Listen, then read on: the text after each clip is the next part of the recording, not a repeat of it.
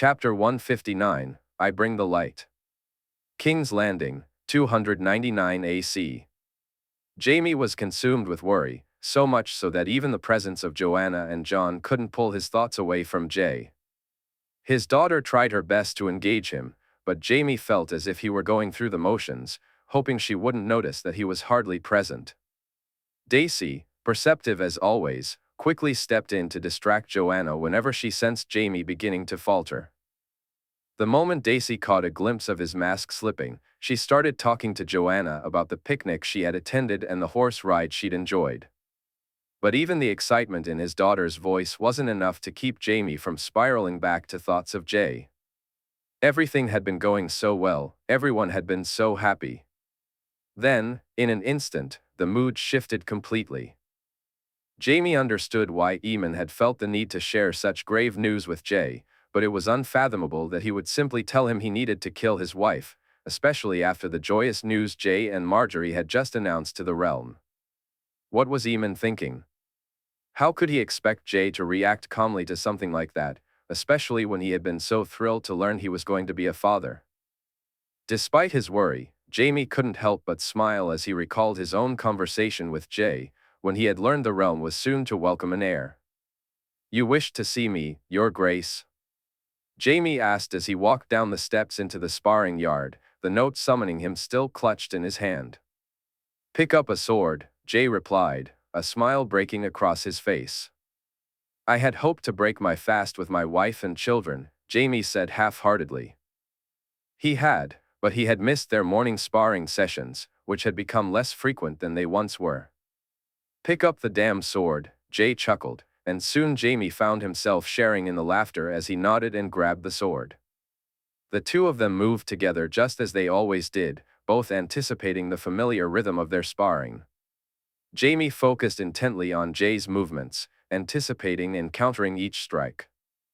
It took a while to earn the first point, and he almost laughed when he lost it.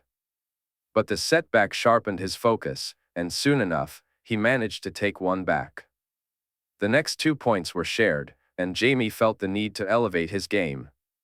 He moved faster, dodging a spinning strike from Jay before landing a riposte to his arm. Again, they exchanged points, and with the score at 4-3 in Jaime's favor, he noticed Jay's determination intensifying. To his surprise, he was caught off guard by a strike he didn't see coming. Then, unexpectedly, Jay called a stop to the sparring. "I find I don't wish to lose today, nor do I want to know if I can finally beat you," Jay said, breathing heavily. "No, it would be a loss as always," Jaime replied, laughing heartily. They both sat down, and Jay poured him a mug of water, adding ice to it. As Jaime drank, he found the beverage more refreshing than usual. "When did you start this?" he asked, raising his mug. "It was Martin's idea." "I hadn't thought of adding ice to the water," Jay replied, taking a sip of his own. "It's good," Jaime said, and Jay nodded. They sat in silence for a few moments, enjoying the calm. "I'm to be a father, Jaime," Jay announced, nearly making Jaime choke on his drink. "For true? Marjorie is with child?" Jaime exclaimed, rising to his feet. "She is, almost 3 moons alone, according to the Grandmaster," Jay said. Jaime embraced Jay first, and after a moment, the hug was returned. He looked to see a full smile on Jay's face, but there was something else in his eyes that caught Jaime's attention. It wasn't exactly worry or doubt, but a look that seemed to seek reassurance. Jaime offered it without hesitation. "You'll be a great father, Jay. The way you are with children, gods, your own child will be the most spoiled in the 7 kingdoms." He laughed. You truly think so?"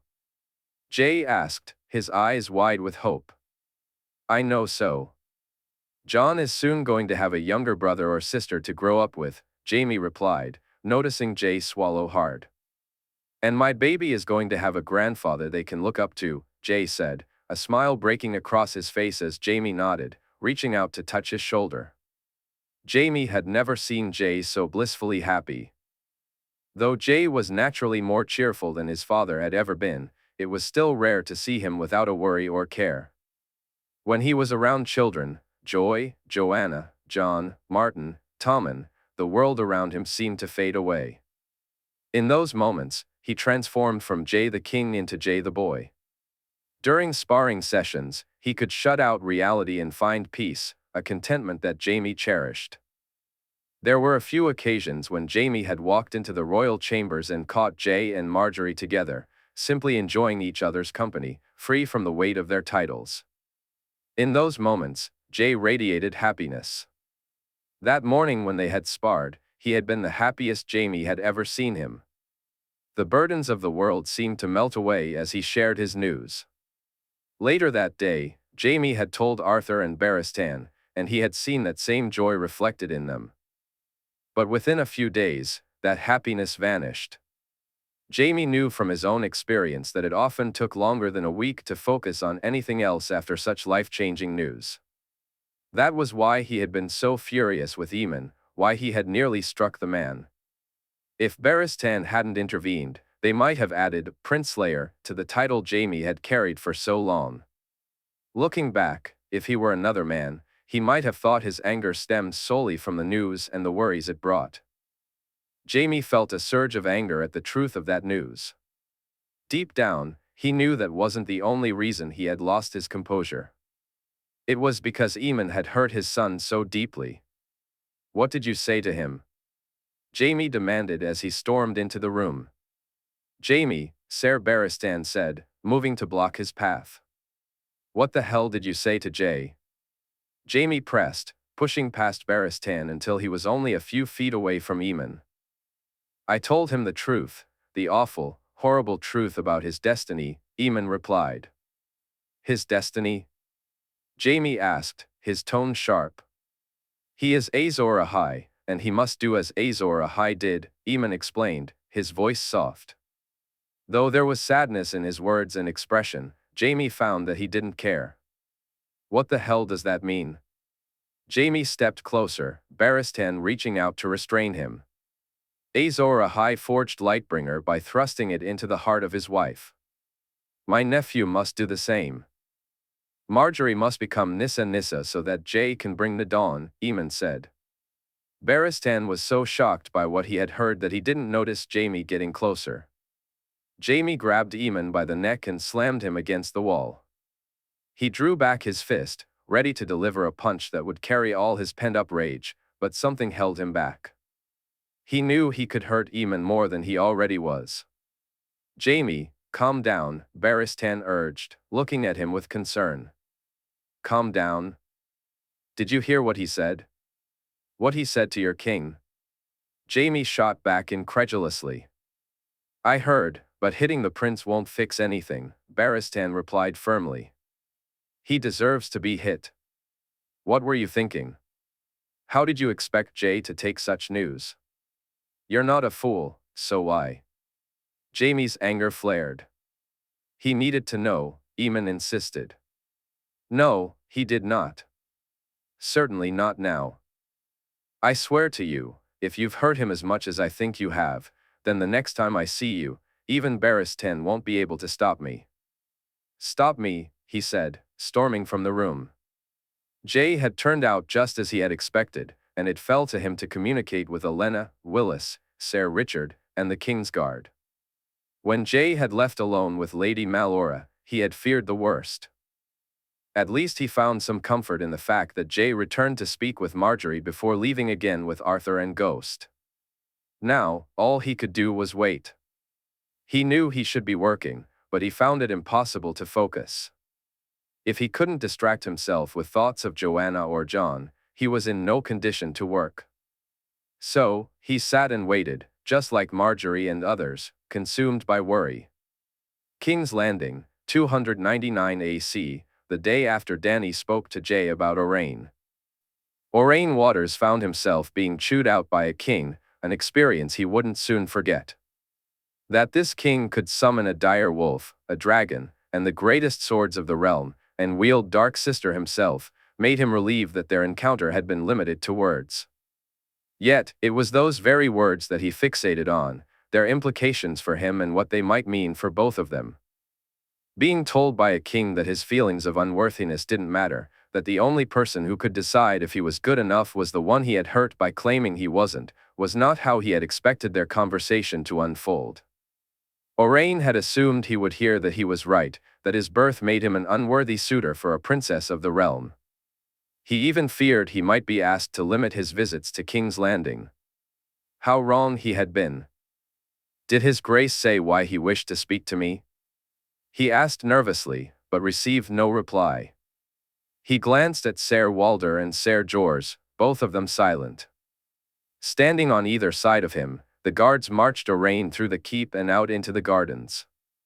It was the white wolf he noticed first, and he gulped at the intensity of its gaze. But it was the king's expression and stance that truly set his nerves on edge. Looking at the king felt like staring at a dragon coiled and ready to strike. When the two Kingsguard were dismissed, Orain's anxiety only heightened. "You know why I've brought you here?" the king asked, his eyes boring deep into Orain's. "I'm sorry, Your Grace. I meant no disrespect to you or your house. I give you my word, I've not dishonored Princess Daenerys. We've kissed, but that's as far as it went, and I've put an end to it," Orain replied as the king approached him. Getting slapped across the head by a king was a new experience for him. The fact that it wasn't a hard blow and didn't seem meant to hurt him left him even more confused. "How many of those will it take?" the king asked. "Your Grace? To knock some sense into that thick skull of yours. How many more do you imagine it will take? 1? 2? 5? More?" the king pressed. "I don't understand, Your Grace," Orain admitted truthfully. "What house is the lealest to mine? Throughout our entire history in Westeros, what is the house that mine can claim as its truest ally?" the king inquired. "House Velaryon, Your Grace," Orain replied proudly. "Aye, so true that there have been more matches between our two houses than perhaps any other in the realm. We share blood, you and I, blood that goes back generations, right to the Conqueror himself," the king said, gesturing for him to sit. "We do, Your Grace," Orain said, joining the king as he settled onto the grass. Orain's gaze fell on a small patch of disturbed earth that the king had briefly focused on. "I named your brother as my master of ships because it's no less than House Velaryon deserves. I've seen how your house has benefited more than most from my own rise, because it's no less than what? Do you really think a son of a house like that could earn my displeasure simply for being my aunt's choice?" the king asked. "I am a bastard, Your Grace, not a trueborn son," Orain replied, avoiding the king's gaze. "As was I once. As were my cousins, and my sister," the king said, fixing his eyes on Orain. "I care not for your birth, Orain. Even if I did, it's not my place to dictate to my aunt who she can or cannot be with." "You are the king, Your Grace," Orain said, finally meeting the king's stare. "I am a nephew first," the king replied. They sat in silence for a moment, the king observing the disturbed patch of ground. Orain followed his gaze and noticed what seemed to be the beginnings of a bud, a plant appearing ready to grow. But as he looked closer, he realized it wasn't just any plant, it was a tree, or the beginnings of one. When he turned back to the king, he found him watching him intently, having noticed that he had spotted the tree. "A weirwood," the king said. "The first shoots of a weirwood tree that will grow as the realm does. A symbol for the new kingdom that my wife and I wish to build. A realm where people have hope, where children don't go hungry or become prey, but are instead given opportunities to create lives for themselves and their families." A small smile crossed his face as he spoke. "A noble idea, Your Grace," Orain replied. "In that future, who you truly are will matter more than who you were born as. Yes, I know that your birth will still shape your life, despite my wishes. I was born a bastard, Orain, and while I was a king for part of my life, I often felt more like one than the other. My cousins were born bastards, yet they are princesses just as much as their father is a prince. The girl I named my sister was born a bastard, and yet. The truth is, There's no girl in this kingdom who holds my heart as much as she does. Birth matters only here, the king said, placing his hand on his head. Not here, he continued, touching his heart as he rose and urged Orain to do the same. Would that it were so, your grace, Orain replied softly as he complied. It is so if we make it so, Orain. My aunt believes it, and so do I. So I ask again, how many slaps to that thick skull is it going to take? The king's smile widened. I believe the one you hit me with earlier was sufficient, your grace, Orain responded. Good.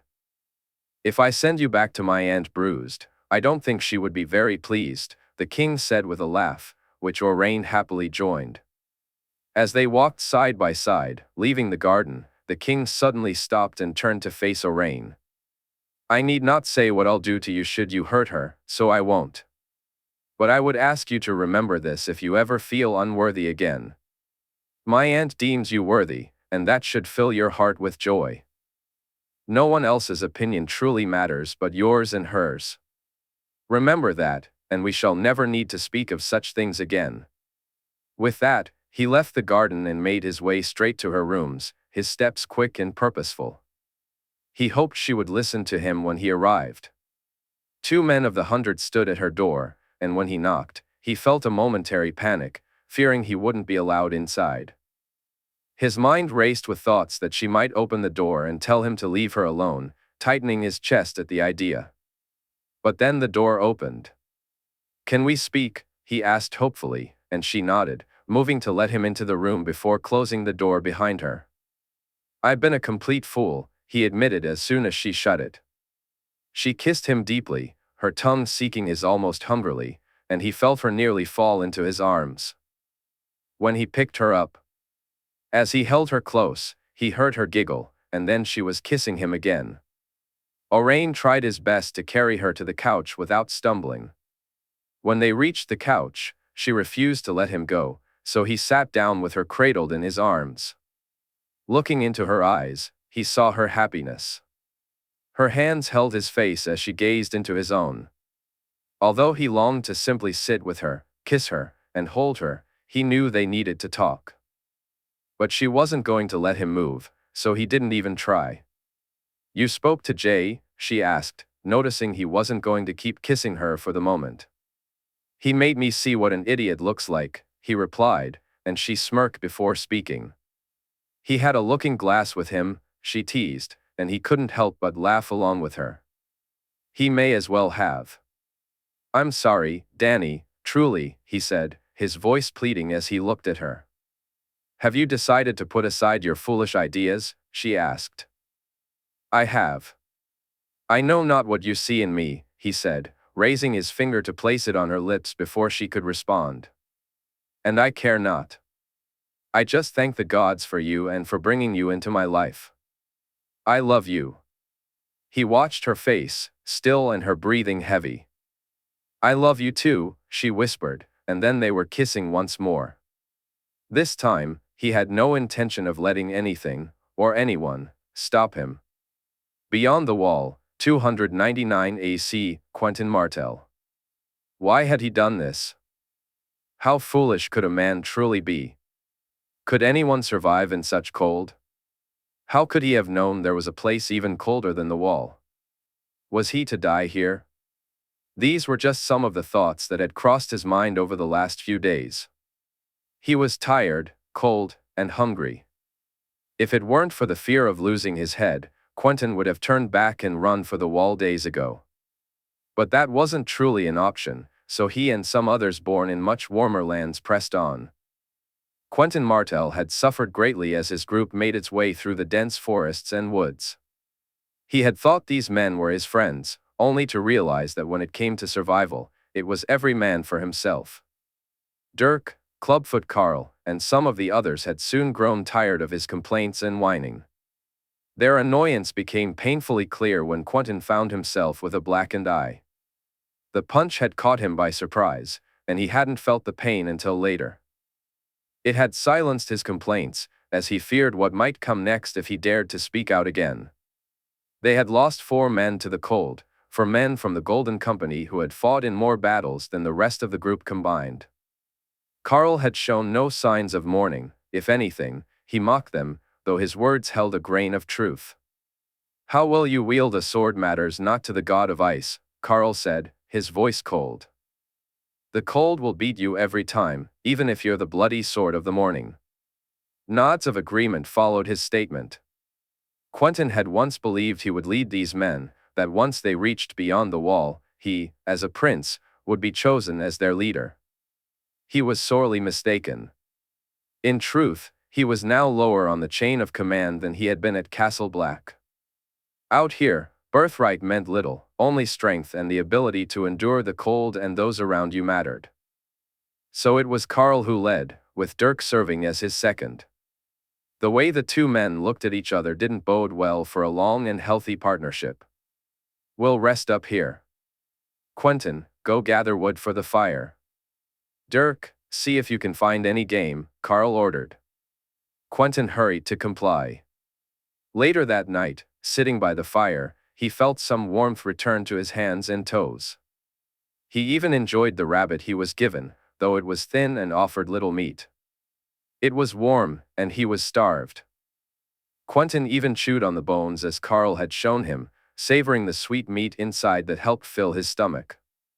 Discovering he wasn't on watch that night was a great relief. Quentyn felt a wave of relief wash over him. He hated being forced to sit up alone during the night. Out here, the nights felt different, and he would much rather sleep through them than be awake with the unsettling thoughts that crept in. Thoughts of being watched, of things moving around them, and of what truly lurked in the darkness. When he woke the next morning, that relief was short-lived. They had lost another man during the night, leaving them with fewer than 10 survivors.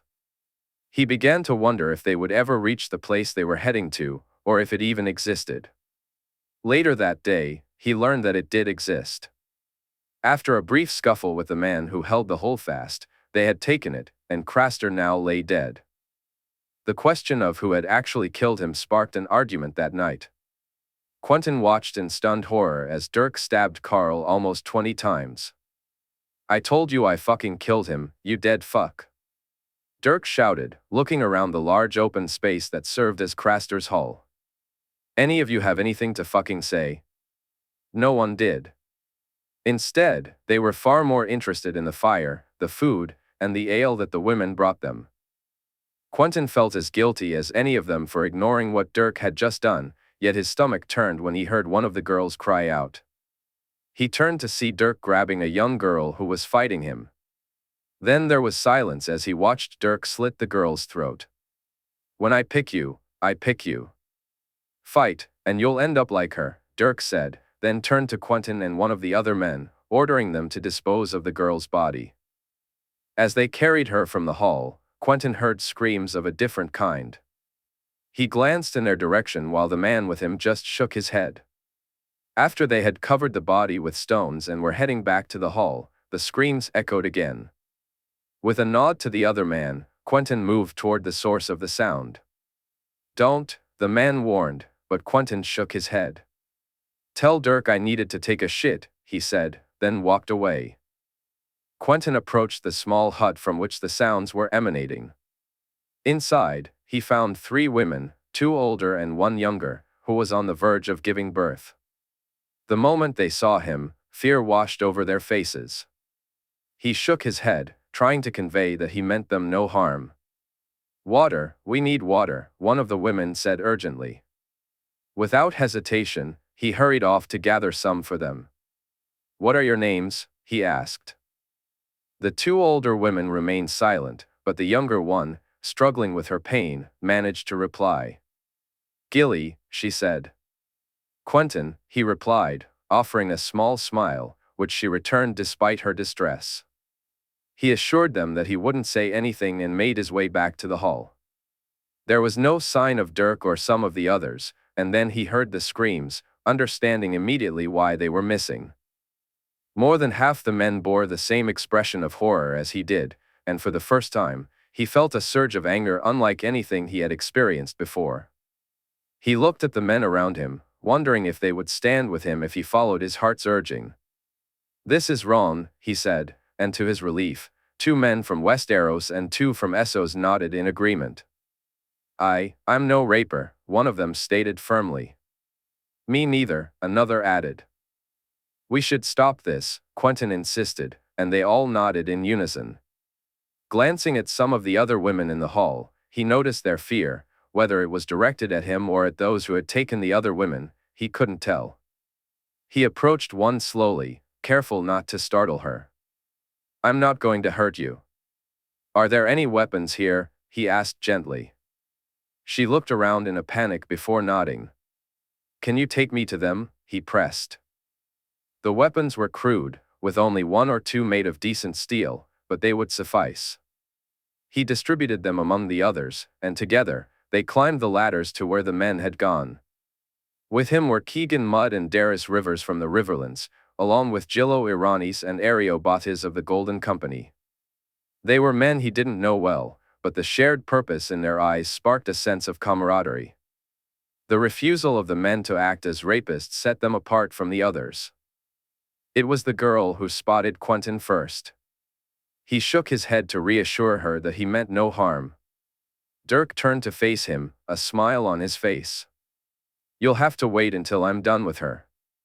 Those were the last words he would ever speak. Quentyn swung the axe in his hands with a fierce determination, bringing it down hard and striking Dirk squarely between the neck and head. If he had swung a little harder, he might have severed his head from his shoulders, but it didn't matter now. Dirk was as dead as could be. The others had been nearly as fortunate, though Keegan had lost his life while taking down one of the Golden Company men, who was different from Grillo and Ario. You are safe now. No one will hurt you, Quentyn assured the girls who had suffered. They looked at him warily but seemed to believe his words. After disposing of the bodies and following the women's instructions to burn them, he returned to the hut where Gilly and the other 2 women were waiting. A baby boy had been born. When Quentyn informed the woman that the other men were dead and that they had nothing to fear from him or the remaining men, they appeared to accept it. Gilly even allowed him to carry the baby as they moved from the hut back to the main hall. Will you all be leaving now? Gilly asked as he helped her settle into her bed, the baby cradled in her arms. We've nowhere else to go, he replied softly. We heard people speak of Hardhome, she said, looking at him. What's in Hardhome? He inquired. Our people. You'd be welcome there, they've taken in crows before. Perhaps. Rest now. You have no need to fear me or any of the men, I swear it. She nodded. Thank you, she said softly, and he smiled at her before climbing back down the ladder and making his way to the fire. He found he didn't mind being on watch. That night, Quentyn found himself protecting a different kind of person than the men he had fled the wall with. The year was 299 AC, and Stannis was leading them. The free folk were not at all how he had imagined them. To be honest, he hadn't really imagined them much at all. He had expected them to be the savages and wildlings that everyone spoke of, and during his time with the Watch, he had found no reason to think differently. To the brothers in black, they were the enemy, and when they encountered the free folk, they were treated as such. It made him wonder what might have happened if they had chosen to reach out instead, offering a hand of friendship rather than one wielding steel. How many lives could have been saved with a little understanding? And could they still find that understanding now? He was certain they had to, yet he feared the Watch clung too tightly to their grudges and grievances. If they had seen what he had, they would understand why the king was acting as he was and why it was necessary. I'll speak to the Lord Commander and the others, he said. I'll tell them what I saw. For all the good it'll do you, Tormund replied, looking at him skeptically. The king's will is all that matters, Tormund. He and his dragons are all that matter, Quentyn insisted. Well, be sure to tell them that, Stannis, Tormund shot back. I will. Thank you for the cave, Quentyn said. Har. A crow thanking me? The world is truly ending, Tormund laughed loudly. Quentyn would speak, regardless of the impact it might have. In truth, There was little the watch could do to stop the free folk from moving south of the wall, but he would share the truth nonetheless. There were far worse things on the horizon than the free folk, and those things didn't care what side of the wall you were born on. When he reached Eastwatch, he and Captain Farman made their way to speak with Cotter Pike. Stannis was grateful for the younger man's company. He had stayed true to his oath and had not broken his vows, but there would still be those who might label him a deserter. Jeor Mormont, he suspected, wouldn't be one of them. But first, he needed to reach Castle Black alive and speak to the man. That was something he couldn't accomplish without Cotter's approval. "What's the commander like?" Captain Farman asked as they were led to his solar. "I only met the man briefly," Stannis replied. "He's a decent sort, but if you hadn't been with me then, I'd probably lose my head." "Would he seek to take it without hearing you out?" Farman asked, surprised.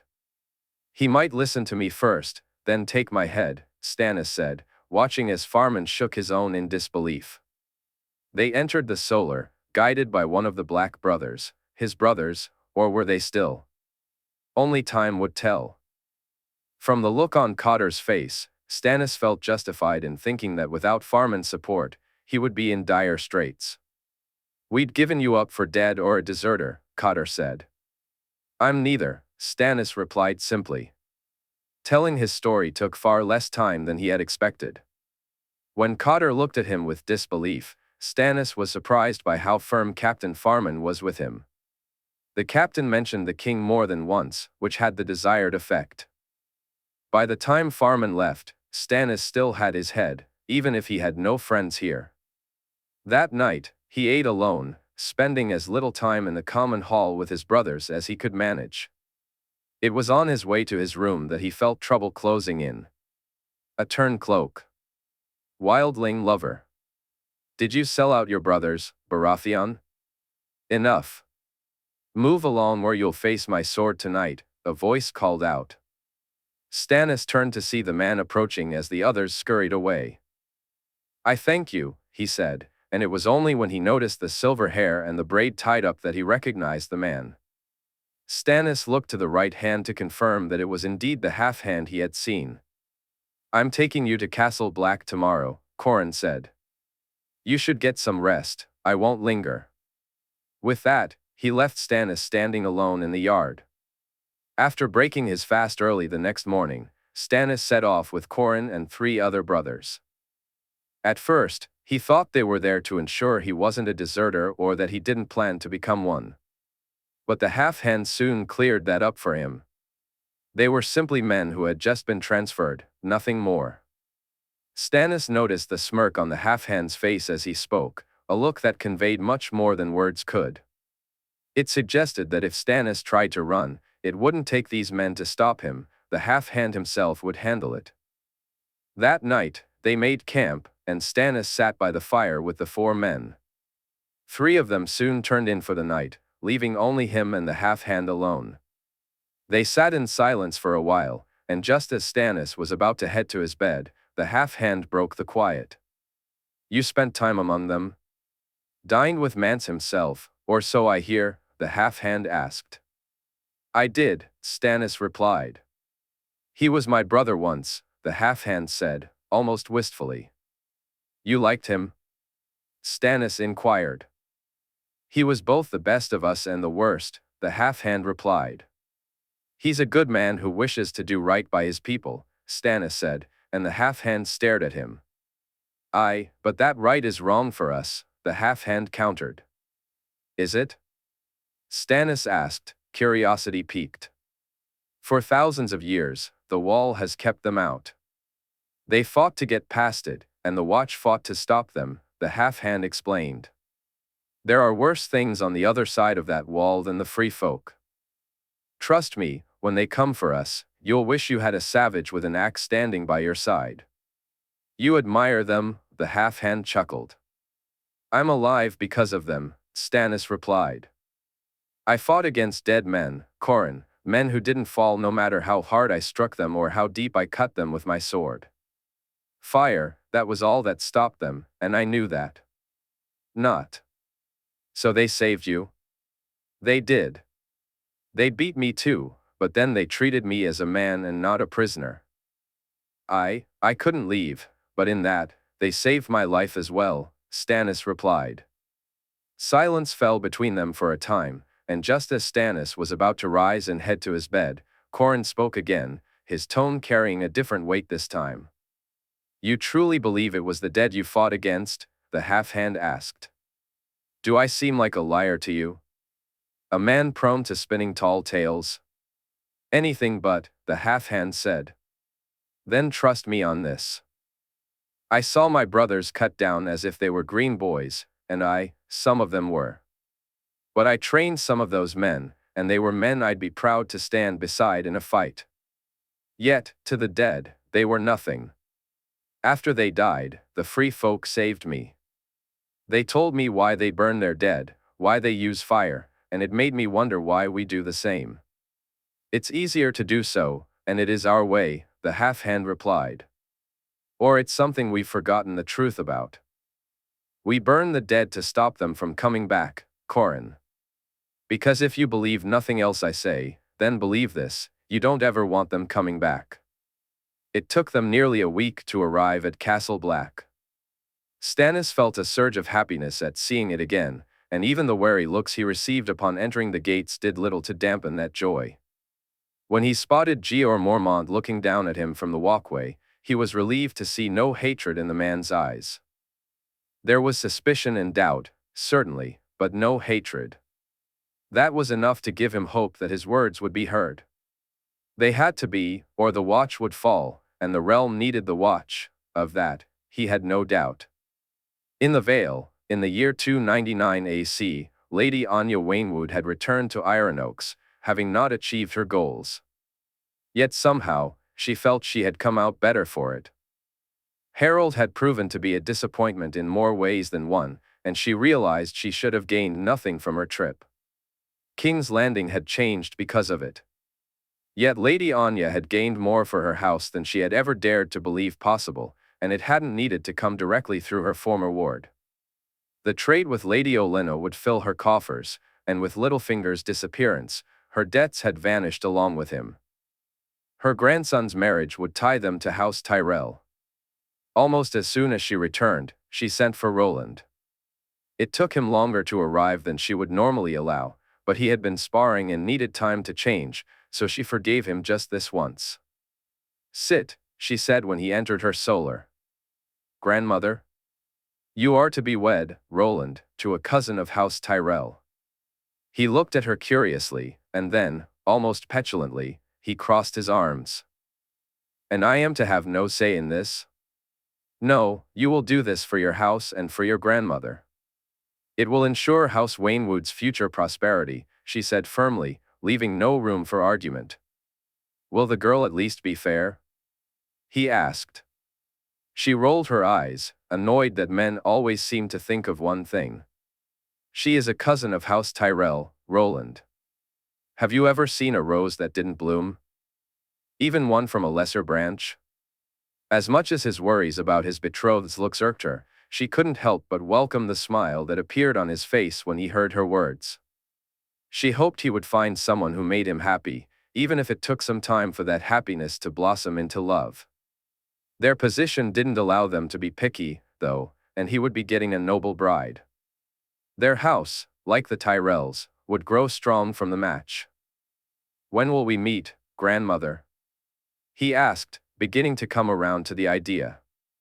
I await the raven from Lady Olenna to tell me who she has chosen. Once it arrives, we can begin to make the arrangements, she said. He nodded, giving her a small smile. That evening, she spoke to her son. Morton was far keener on the match than his son had been, but then he was, far more her son than her grandson was his. As much as she wanted to discuss Lady Olenna's trading proposal with her steward and maester, she was exhausted from her journey and decided to retire early. That night, Anya slipped into bed, feeling more comfortable than she had in a long time. It had been a struggle to keep her house afloat, their income had dwindled, and their coin was running low. If it hadn't been for that, she would never have fallen into debt or found herself in that man's pocket. She thanked the gods that he was gone, for she could only imagine the demands he might have made to settle that debt. Considering what he and Caitlin Tully had been involved in, and what had happened to her, Anya felt fortunate to still have her head intact after her dealings with him. Caitlin Tully, Lisa, young Lord Robert, even Edmure Tully were perhaps dead because of their entanglement in Littlefinger's schemes. Had things gone differently, she too could have been forced to answer for her dealings with him, and she was grateful she had not. It was why Harold's actions truly annoyed her. The sheer foolishness of upsetting the king's sister and aunt while flirting with the queen was maddening. This king had already shown a willingness to work with or against houses, and it was far better to be among those he chose to ally with, she thought, as she finally drifted off to sleep. A few days later, the first of the ravens arrived, and Anya felt a thrill of excitement at seeing the golden rose of House Tyrell on its seal. She and her steward had spent time reviewing the numbers, and she realized her estimates had been conservative. They would make far more coin than she had anticipated. Lady Olenna was ensuring that her kin would be well cared for when she married into her house, and as Anya opened the scroll, a smile spread across her face. "It's to be Lady Leona," she announced to her son and grandson after reading the scroll. Anya had hoped for Lady Eleanor, but the girl served as one of the Queen's ladies-in-waiting, so perhaps that was too much to expect. "Ser Leo's daughter," Morton said, and she nodded. "Have you met the girl, grandmother?" Roland asked. "I've met her younger sister, Lady Alia. She's a charming young girl with a voice like a nightingale's," Anya replied, recalling the beautiful song Alia had sung at one of the feasts in King's Landing. "If Lady Leona takes after her sister, then you're a very lucky man indeed, grandson." She smiled as she saw the large grin spread across Roland's face. That was to be the only good news she received by Raven over the next few weeks. Every other message from King's Landing only fueled her anger more and more. In fact, it became so overwhelming that she sent Roland and a company of her guards to meet him at the Bloody Gate and bring him to her. She tried to focus on her work and sent a raven to Ser Leo, inviting him and his family to Iron Oaks, along with their daughter, so that she and Roland could get acquainted. Anya began preparations for trade with the Reach, with House Waynwood now acting as a distribution point through some of the other houses of the Vale. At night, she ensured that Roland engaged in pursuits that would endear him to his betrothed. Anya had even taken it upon herself to give him dancing lessons and was glad she'd insisted he learn to play the lute as a younger man. She had also started readying rooms for her grandson and his new wife, assigning servants who would answer to them alone. In truth, she was merely passing the time, and when he finally arrived, she realized she had only been burying her anger beneath her other activities. "Leave us," she commanded as Harold was brought to her solar. Anya fixed her gaze on him, noting how he dared not meet her eyes. "You wished to see me," he said flippantly. Before she could stop herself, she rose to her feet, the sound of the slap echoing through the room, and the look on his face was one of shock. Anya's shock was palpable. "You can thank the gods that it's only the one you'll be getting today. I told you to leave when I did, but you begged me to let you stay. You spun some tale about how you wouldn't make it to King's Landing again for a year or more. What were you thinking?" Her anger was clear as she spoke. "The girl was a bastard, she shouldn't have laughed at me," he replied, his own voice filled with surprising anger. "By the seven, is there no sense in that head of yours?" she asked, fixing her gaze on him. "I didn't think anyone." "You're right, you didn't think." Not content with acting the fool around the queen, the king's sister, and his aunt, you then insult the girl who even a blind man can see he dotes upon. A girl who is the Lady of Castamere and, aside from Lord Jaime's own daughter, is the richest lady in the entire realm. She's a bastard. "I'm a lord, she needs to learn her place," he said bitterly. "I should slap some sense into you, though I fear I don't have enough years left in me to do so. You've angered the king greatly while already on shaky ground with him. Are you a fool? Is that what you wish to be? Perhaps your lordship could be taken from you, and motley could be found to dress you instead of those fine clothes you wear? I was supposed to be Lord of the Vale, he said petulantly. And you're lucky to remain as Lord of the Eyrie. Now listen well, for I won't repeat this again. Next time you attempt something like this, it won't be the king and his dragon you need to worry about, it will be me. You have been warned, both by me and by the dragon on the throne. Be sure you heed this warning, or you'll find yourself facing the fire, his or mine. Now go, and think carefully about what you do and say, Harry, because you'll find no friends in the Vale if you pull on the dragon's tail again. He stormed from her solar like the spoiled child he was, and she feared her words hadn't registered with him. Sitting at her desk, she took out. Anya grabbed a piece of parchment and began to write. She sealed it and summoned the maester to send a raven to King's Landing. House Waynwood was washing its hands of Harold Harding, and she needed Lady Olenna to be aware of this, lest he bring the king's wrath down upon them all. In King's Landing, 299 AC, Jaehaerys Targaryen felt a strange sense of calm. Were it not for the light shining from the sword in his hand and the fact that Arthur couldn't bear to look at it, he knew he would be far more worried than he was. The cut on his lip and the wound in his shoulder still bled, yet Jay felt neither pain. Instead, a wave of relief washed over him as he gazed at Lightbringer. It was a test he had passed, one that a god had sacrificed his life for, an act he would never forget and for which he was deeply grateful. He sheathed the sword, and immediately, Arthur, Rhaenys, and even Ghost showed their concern. Jay waved them off as he rose to his feet. For the wound, my prince, Leaf said, offering him what looked like chewed-up roots and berries. Jay glanced at her, then nodded as Arthur helped him remove the breastplate so she could apply the salve to his shoulder.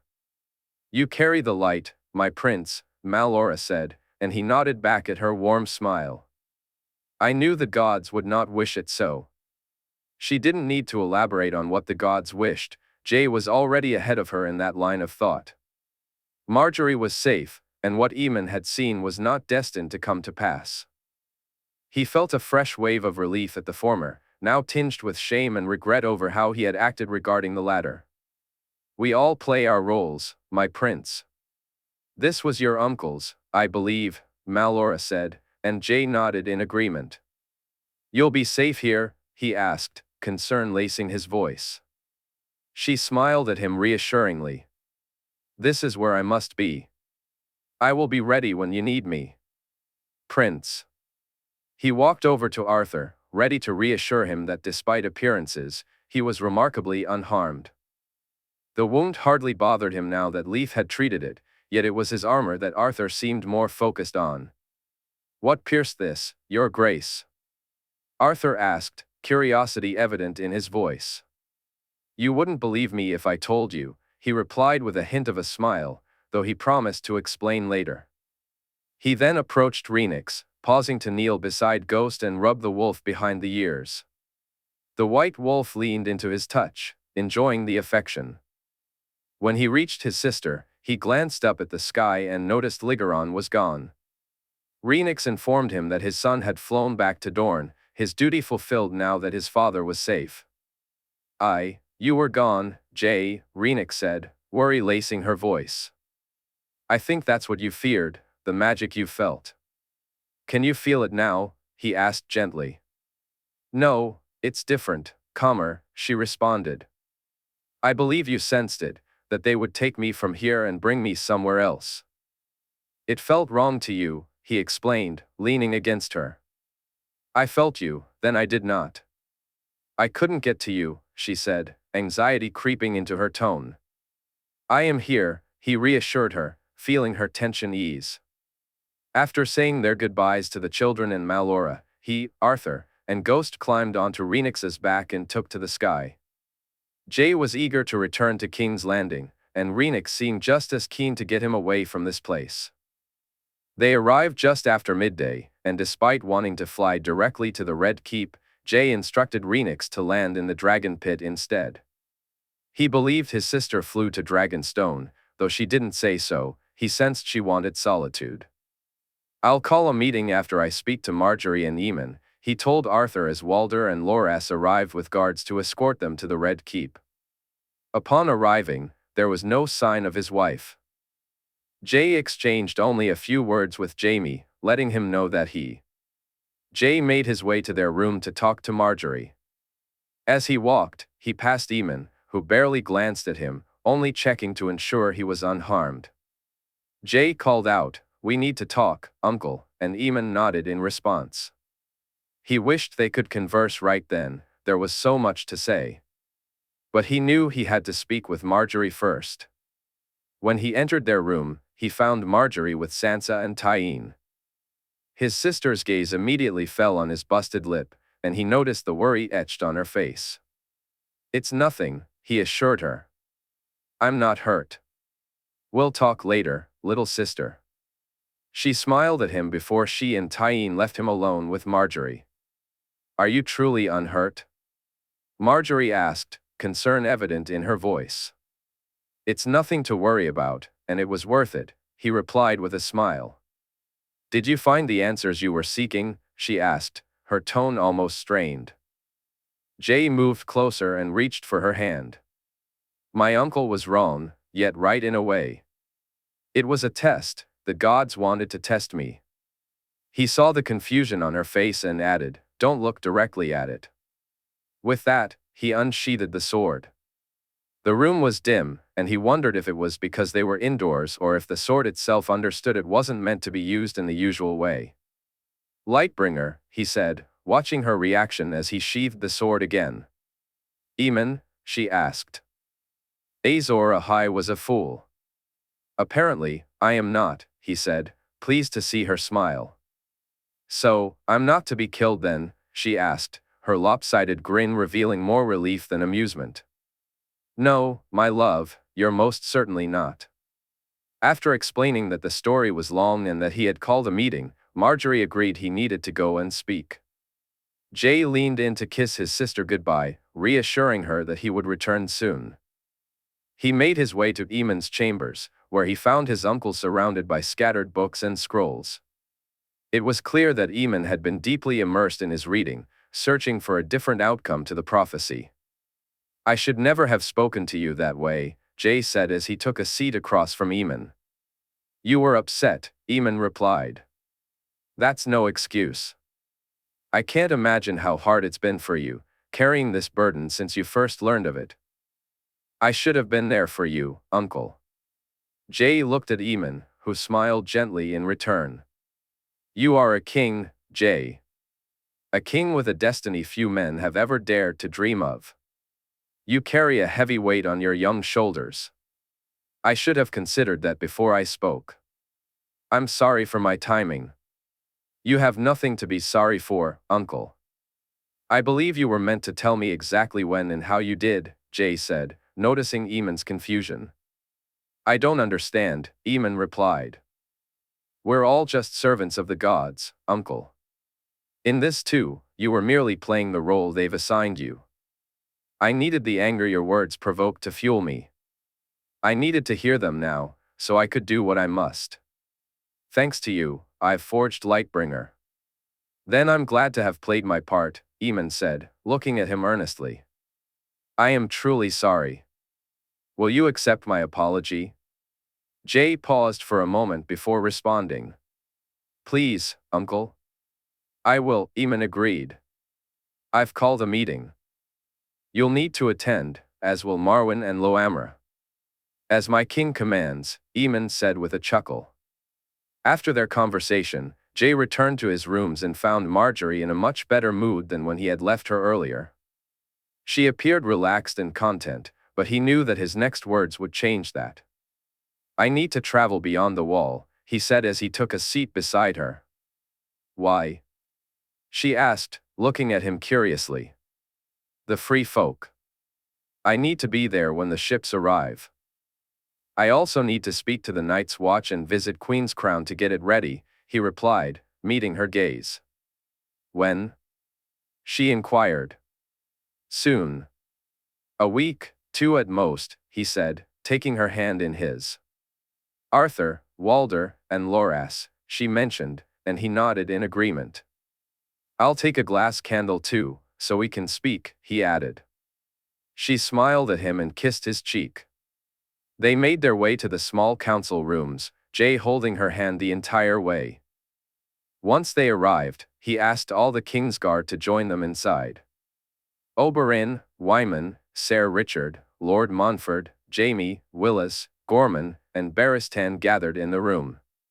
The entire small council was present, along with his family, Dany, Sherera, Eamon, who sat with Loamra and Marwyn.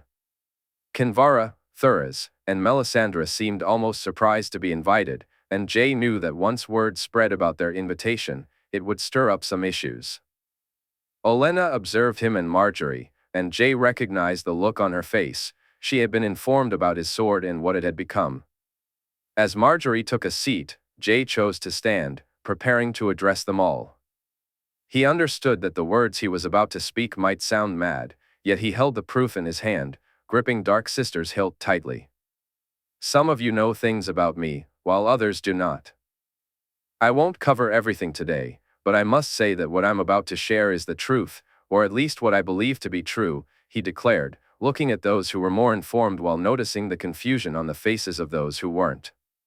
He took a deep breath, readying himself to begin. It was going to be a long tale, and he urged them not to interrupt. Prophecy is a strange thing. It can be misinterpreted, misconstrued over time, and often it is.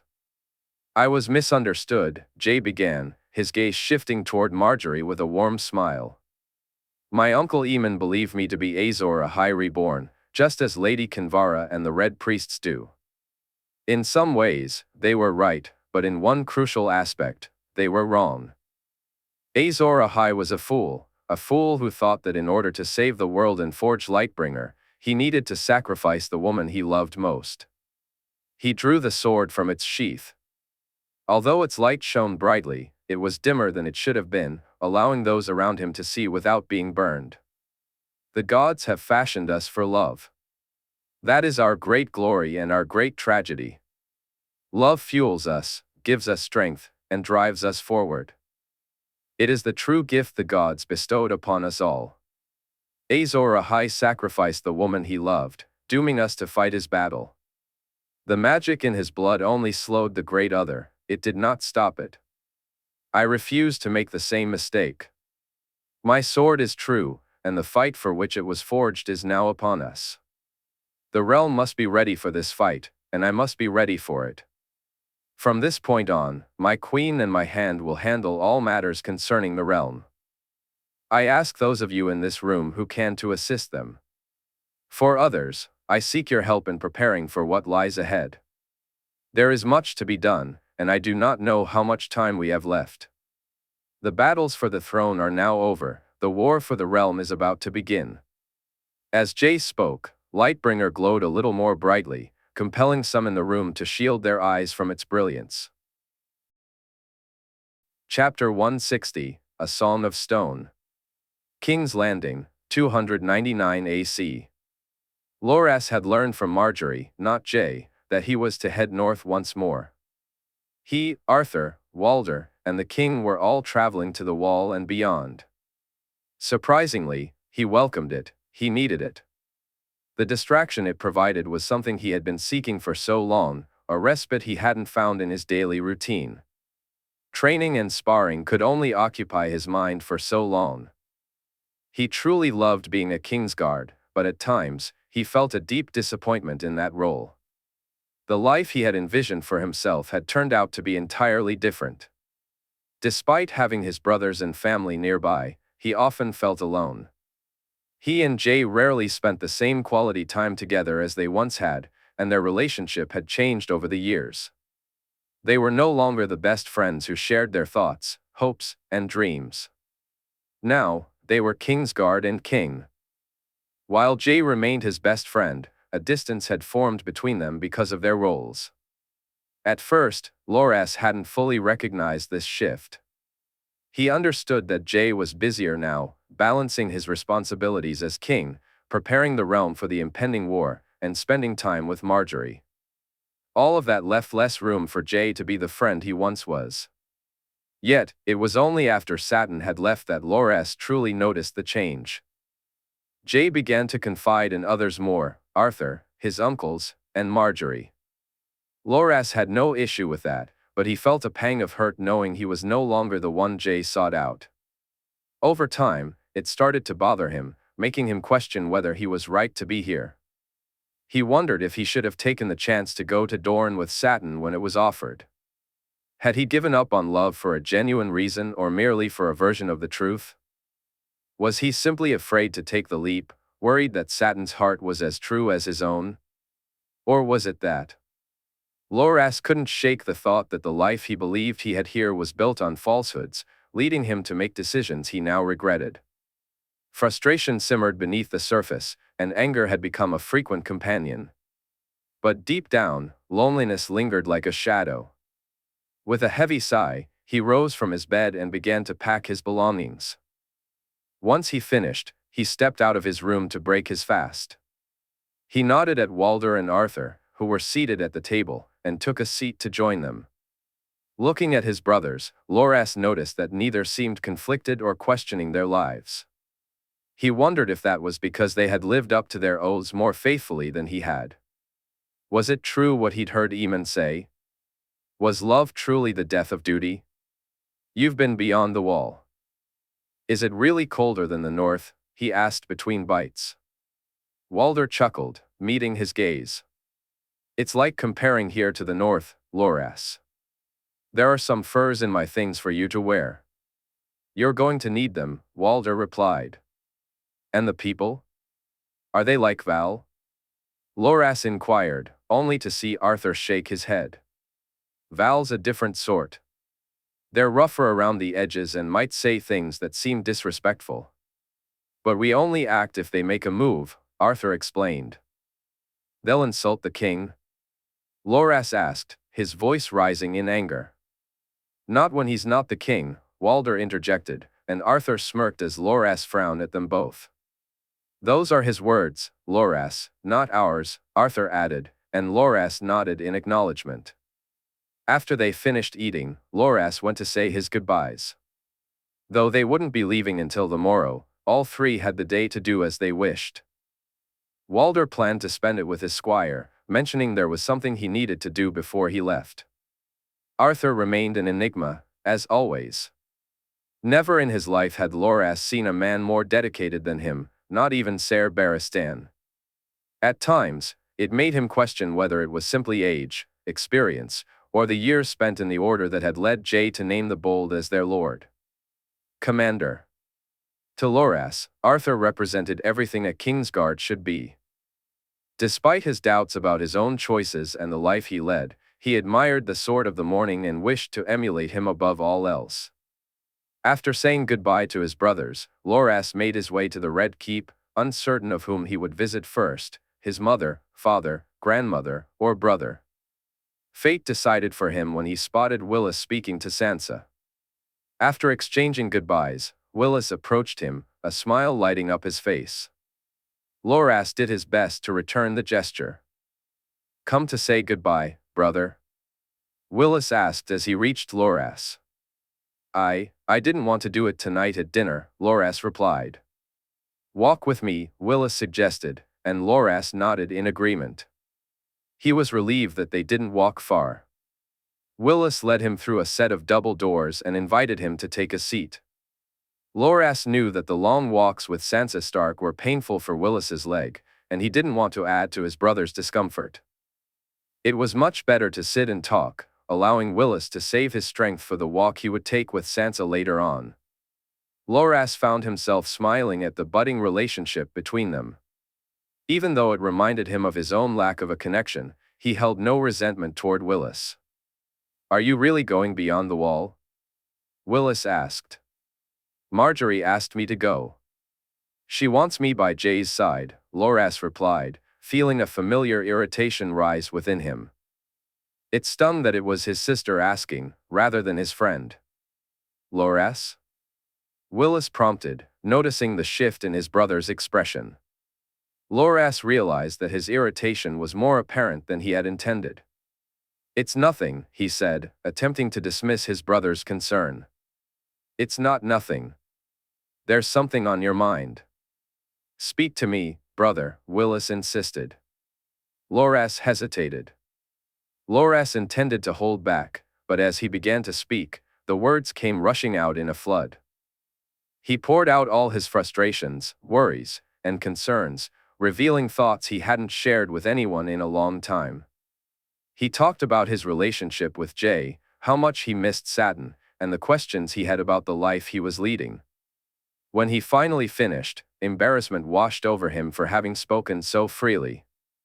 Seeing the concern in Willis's eyes only deepened his embarrassment, but it also brought a warmth he hadn't felt in ages. He realized his family truly cared for him and loved him, yet he had never thought to share his thoughts and feelings with them. Now, he felt foolish for not doing so sooner. Marjorie may be his queen, but she was also his sister, someone he could always confide in. Garland and Willis were among the first to know his true self, and neither of his brothers had thought any less of him for it. His mother, grandmother, and even his father had, at times, helped him see things from a different perspective, yet he had shut them all out. He wondered why he had done that. What was his reason? Was it shame? Fear of admitting his loneliness? Or was it simply that some things felt too personal to share? I don't have all the answers, brother. I have few, if I'm being honest, but there's one I can give you, Willis said. What is it? Loras asked, seeking anything that might bring him some comfort. The reason why Jay leaves you behind when he goes places, why he takes Arthur instead of you, Willis explained, and Loras looked at him intently. Is what? He asked, though he already suspected it had to do with who Arthur was. Why settle for Loras Tyrell to guard your back when you could have the Sword of the Morning? Our sister. He trusts no man to guard Marjorie more diligently than you, Loras. There's no one he would rather have by her side. Trusts her with more than anyone else. Not Ser Barristan, nor Ser Arthur or Ser Walder, it's you. And it's not because you're a better knight or simply her brother. It's because of you, brother, Willis said. Loras looked at him, searching for any hint of deception in his words. Because he knows me, Loras replied, and Willis nodded in agreement. Speak to him. Ask him if he would have taken you with him if Marjorie hadn't insisted. I wager he'll say no. He and Marjorie are very much alike in their own way. Both of them trust you to protect what they hold most dear to their hearts, you, brother. No one else, Willis explained. While it didn't fix everything or heal his wounded heart, nor did it erase his loneliness, it did make Loras feel a bit better. That night at dinner, he laughed and joked with his cousins, and he listened intently to the advice his grandmother offered. He welcomed his parents' concerns, assuring them he would return safely. Even when he lay in bed later, feeling alone once again, it was with a heart that felt less heavy than it had in recent days. In King's Landing, 299 AC, Oberyn listened intently as Jay spoke about the gods, Azor Ahai, and the trials of forging Lightbringer. He was relieved to witness it firsthand. Had it been relayed to him later by others, he would have feared for his nephew's state of mind. Jay wasn't mad, though. He had seen Lightbringer itself, held the sword, and watched as no light shone while it was in his hands or anyone else's. Only when his nephew held it did the sword illuminate, though not to its full potential, according to Jay. At that moment, Oberyn hadn't fully grasped what Jay meant about Marjorie and Jaime taking over the realm's affairs. Now he understood, but he wasn't sure how he felt about it. It wasn't that he had questions about the Queen or the Hand, rather, he wondered why Jay needed others to manage the realm while he. As they prepared for an impending war, the timing remained uncertain. It was only long after the meeting had concluded that Oberyn learned the reasoning behind Jay's decisions, ultimately leading him to make a choice. You can't spend all your time focusing on a war that hasn't even begun, can you, Jay?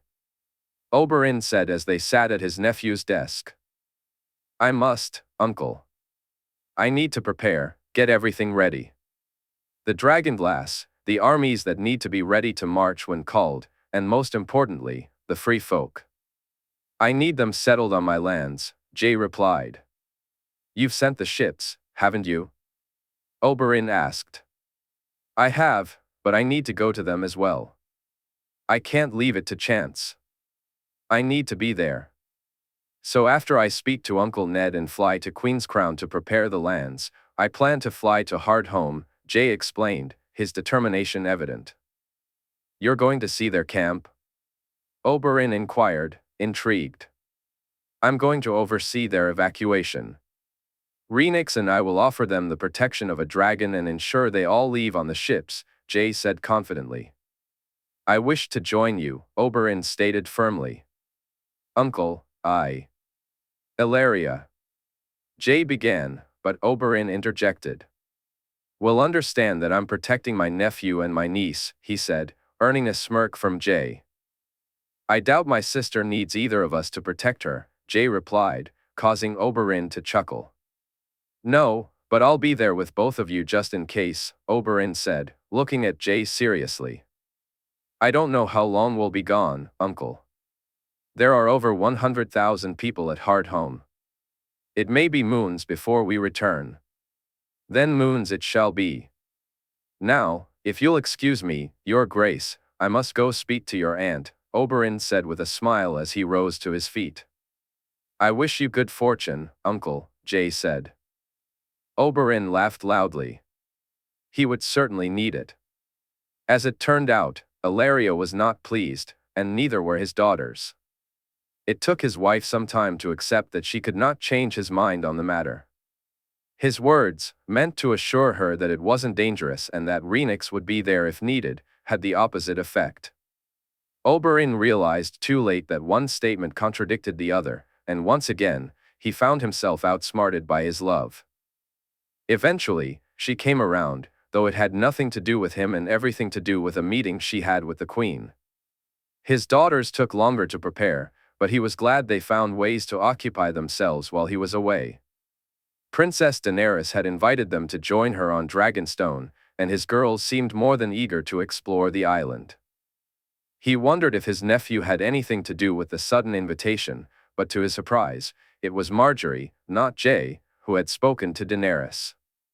Tyene had adapted well to many aspects of being a lady-in-waiting, but she still didn't grasp the importance of keeping the Queen's secrets, even from family. But I could never keep something from you, Papa, Tyene said after he chided her. Some things you must, child. You've been given a position that most ladies in the realm would envy. Don't give them a reason to spread tales about you any more than they already would, Illyria advised. Oberyn smiled at his wife as he noted the contemplative look on Tyene's face. When Sarella finally joined them for dinner, she was late as usual. His daughter had likely gotten lost in a book or a treatise and lost track of time. She seemed nervous, and it took her a moment to explain why. Both he and Illyria encouraged her, assuring her she had their support for her plans. He even promised some coin to help her see it through once she had spoken to Jay and Marjorie and received the go-ahead. Do you really think they'll agree, Father? She asked nervously as they said their goodnights. I think if you speak from the heart, they will. You did to Illyria and me, then they would not be able to refuse you, he said. And you think it's a good idea? She asked, looking far younger than her years as she sought his approval. I am so very proud of you, my sweet clever child. Only you could come up with such a notion, and I find the idea to be wondrous. He said this with a smile, kissing her cheek. There would be those in the realm who balked at such an idea. The fact that it came from a girl who, though legitimized and the daughter of a prince, was still seen as a bastard by most would only reinforce their objections. Yet he knew his nephew and his good niece would embrace it. It was precisely what the realm needed. The fact that it was his daughter who had conceived it filled him with pride, as only a father could feel. Sarella Martell was about to write her own chapter in the books she loved so much, a chapter that women in the realm would one day read to their daughters. Come to bed, my love.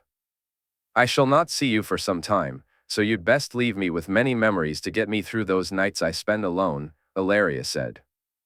He followed her into the room. She wasn't the only one who longed for memories to warm their nights apart. Waking the next morning, he broke his fast alone with Illyria. There were only a few hours until they would be leaving, and he wanted to spend them with her, and her alone. He'd said his goodbyes to his children, and as always, it had been hard on his heart. He knew that saying goodbye to Ilaria would be even harder. King's Landing, 299 AC, Sarella Martell. Life was a funny thing, and her own was proof enough of that. It had turned out so unlike the life she had expected, and she found herself thanking the gods for it. At one point, she had considered sneaking into the citadel and pretending to be a boy so she could forge her links. She had even thought up a name for herself, Aliras, and imagined people calling her the Sphinx. As they worked to unravel her own riddles, Sarella found herself smiling at the thought of her upcoming journey to Dorne. She had even made a wager with her father, confident that when the time came, she would forge more connections than he had. But then everything changed. Instead of traveling to Old Town, she found herself heading to Casterly Rock. The knowledge she gained there far surpassed anything she could have learned at the Citadel.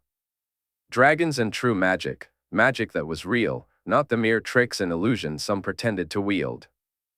She had flown on a dragon's back, tracking its growth, and though she never managed to communicate with Rhaenys as her cousin had, she could understand her to a degree. When Marwyn arrived and they spoke, she discovered that even someone like him, who had studied every known text on dragons, knew far less about them than she did. This revelation sparked new questions in her mind. Spending time with Tyrion Lannister and the Mage, reading books at Casterly Rock, and witnessing her cousin's abilities turned out to be far more rewarding than merely forging connections. "You're the only person who's truly forged a link with dragons, cousin," Jay remarked when he gifted her a necklace for her name day. Sarella had also contributed to research on the Long Night, and when Loamra arrived, she found another man who possessed knowledge she did not. So, she learned from him, from Marwyn, from Tyrion, and from Rhaenys and Jay. She had learned from Ligeron when he was born, and briefly from Lady Kinvara and Lady Melisandre during their stay at Casterly Rock. The two women were more knowledgeable than most men she had encountered, and listening to them discuss Essos and their own lives captivated her. "So your acolytes don't just study R'hlloreth's teachings?" she asked one evening as they shared a meal together. "Each of them decides what they wish to specialize in, Lady Sarella. Some choose to heal, as there are always those in need of healing. Others decide to. Many choose to study other subjects," Kinvara said. "Some even learn how to defend themselves and teach those skills to the children and women who come seeking guidance." "And you, Lady Melisandre?" Kinvara asked. "I learn things that should not be taught, magics that should be forgotten," Lady Melisandre replied. There were secrets, like shadow binding, that she wouldn't share no matter how many times Sarella asked. Yet both women promised to teach her other things upon their return. In those early days, her cousin became perhaps her greatest teacher. He allowed her to study his own magics, even if they could never be replicated. They explored warging, dragon dreams, and green dreams, emphasizing how crucial blood was in the practice of magic, not just for its physical power, but for control over it as well. "I have magic in my blood on both sides of my line, Sarella," he explained. "Ice from the Stark side, and fire from the Targaryen. I'm the first and only to ever bring them together. The Song of Ice and Fire, my father called me. What that truly means, I do not yet know, but I will." As time went on, he revealed the potential of magic to her. She witnessed him warg a flock of birds simultaneously and saw him use the glass candles to communicate across vast distances, showing events happening elsewhere in the realm. He claimed to have glimpsed both the past and the future, and though he never revealed those visions to her, Sarella believed him. She diligently chronicled everything she learned, understanding that mere reading wouldn't grant her the ability to perform those feats, but knowledge was its own kind of power. By the time she left Casterly Rock to visit her father, she felt she had forged as many connections as he had, even if they were different. With Tyrion, she learned about economics. From Marwyn, she delved into Ravenry and astronomy. Loamra taught her the art of healing, while her father and cousin shared their insights on warcraft, though it was a much different approach than what was taught at the Citadel. War was a different beast when dragons could be called upon, and when it finally came to the realm, it was over almost as soon as it began. The journey had begun, and Sarella felt the timing couldn't be better. She had run out of books to read and lessons to learn, so she welcomed the move to King's Landing. There, her studies took on an even more demanding schedule. She discovered new sources of information, and while she spent her time reading in the Grandmaster's library, it was the interactions with these new sources that illuminated the path she needed to take. Among them were Aemon Targaryen, Jaehaerys Seastar, Lady Kinvara, and Lady Melisandre. But most surprising of all was a young girl named Missandei. Sarella had thought she had encountered the smartest people in the realm, men like Prince Tyrion and Prince Aemon, and women like Kinvara, Melisandre, and Olenna Tyrell. Yet, this little girl, just over 10 days old, might be the brightest of them all. "Who are you?" Sarella asked as she entered the Grandmaster's room and spotted Missandei engrossed in one of her books. "Missandei," the girl replied softly. "Why are you here?" Sarella inquired, her tone shifting as she realized she had sounded more accusatory than intended. "I like to read," Missandei said, and Sarella glanced at the book in the girl's hands, nearly shaking her head in disbelief. "That's an old Giscari.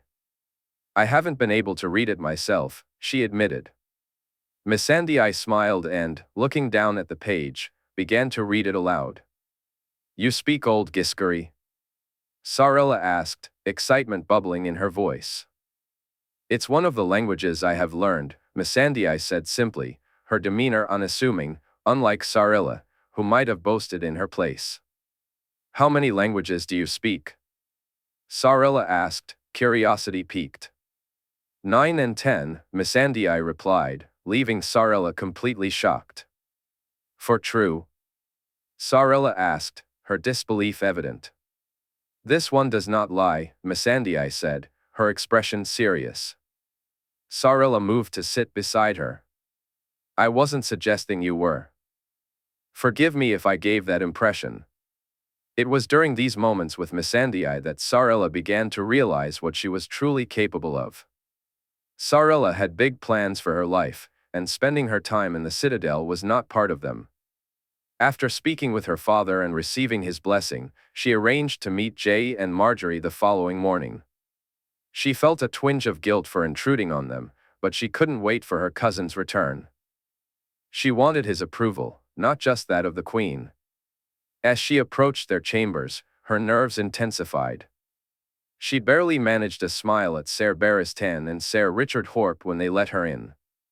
Her focus was entirely on Jay and Marjorie, and she swallowed hard as she prepared to speak. "You wish to speak to me, cousin?" Jay asked, gesturing for her to sit. "I did, Your Grace," she replied, prompting a raised eyebrow from him. "Jay," she corrected, earning a smile in return. "I take it it's important if it has you this nervous," he said, and she nodded in agreement. "I wish to open a center of learning, Jay, for girls," she said, locking eyes with him as she spoke. She noticed his brow furrow slightly. "Just for girls?" Marjorie asked, her curiosity piqued. "The Citadel is just for boys, is it not?" Sarella said defensively, and she heard Jay laugh softly. "Indeed it is. Is it the Citadel you plan to model it after, cousin? Do you intend to teach girls the same things that boys learn there?" Jay asked. "It is. We are not allowed to study there. Girls are not considered capable of complex thought, but boys are," she replied, smirking as she noted both Jay and Marjorie snort at that idea. "Anyone who thinks that is a fool and hasn't spent time around the remarkable women of the realm. Perhaps I should gather them all so they can spend time with my wife and my cousin. Then they'd soon realize how wrong they are," Jay remarked, and Sarella's smirk blossomed into a fuller smile. "Who would you have teach these girls?" Marjorie inquired. "I would teach some myself. I've also spoken to Lady Kinvara and Lady Melisandre, and they say that they, along with some of their more capable priests and priestesses, would help, and if there are maesters willing," she said. You'll need coin and a building to start with, Marjorie replied. You can have the old barracks that Ser Alisar and Ser Jeremy used. Any lady who has the means can pay the same as if they were at the Citadel, Jay added with a smile. Any girl who wishes to attend but lacks the coin will have her room and board covered by the crown. We'll allocate a sum each year to help with the costs. For true? Sarella asked, her voice almost breathless. It will provide the girls with the same opportunities that boys have. Though in time, I'd want boys to have their own place too, Jay said. The Citadel, Jay? Marjorie questioned. It can change or fall, I care not which, Jay replied. I'll begin the preparations, Sarella said, rising to her feet. This is a good thing you're doing, cousin. A very good thing, Jay remarked. Speak to me about whatever you need, Sarella. I'm sure that once you get started, there will be ladies in the realm eager to help, Marjorie assured her. Feeling pleased, Sarella left, and later that day, after Jay and her father had departed, she made her way to the building that would serve as the foundation for her project. It was large and would soon be filled with girls learning things that men believed they should not. Sarella reached into her shirt to touch the necklace that lay beneath. Though it had no links, she wore it proudly as if it did. Perhaps she'd look into having more made, similar to it, for the girls who would pass through these halls in time. In King's Landing, 299 AC, Marjorie reflected on their passionate, frantic coupling. They had stolen moments together, trying to make the most of their time before Jay left for the north. He had spent some time making preparations and saying his goodbyes, but now he was with her again. When they were both worn out, he had not slept, even though she. When Sarella woke up, she found Jay looking at her with a soft smile on his face. After they broke their fast, they listened intently to what Sarella had come to discuss, both excited about her idea. A place of learning for girls, accessible to both those with means and those without, was something she had never considered before, but now she was eager to see it come to life. In the orphanages, she knew girls were being taught skills that would help them earn a living in the future, but these skills were often limited to what society deemed appropriate for young ladies: embroidery, cooking, basic arithmetic, and sadly, most weren't even learning to read. What Sarella proposed was radical, and she knew many would oppose it: lords, the faith, and the Citadel. Yet, like Jay, the more she thought about it, the less she cared about their opinions. This sparked new ideas of her own, and since she and Jaime were responsible for the realm while Jay prepared for the impending war, it was the perfect time to put those ideas into action. She turned to Jay, ready to ask for his thoughts, when she noticed his gaze was fixed on her stomach. Jay, when do you think it'll begin to show? He asked. Gorman said I was 3 moons along. I thought it would be noticeable by now. I can feel it, not the baby, but that I'm with child, she replied, taking his hand and placing it on her belly. I want to be here, you know that, don't you? He said, looking deeply into her eyes. I know, which is why I'm sure you won't stay away longer than necessary, she reassured him, and he nodded. I wish I could see every change, wake up each morning, and notice the small differences as time passes.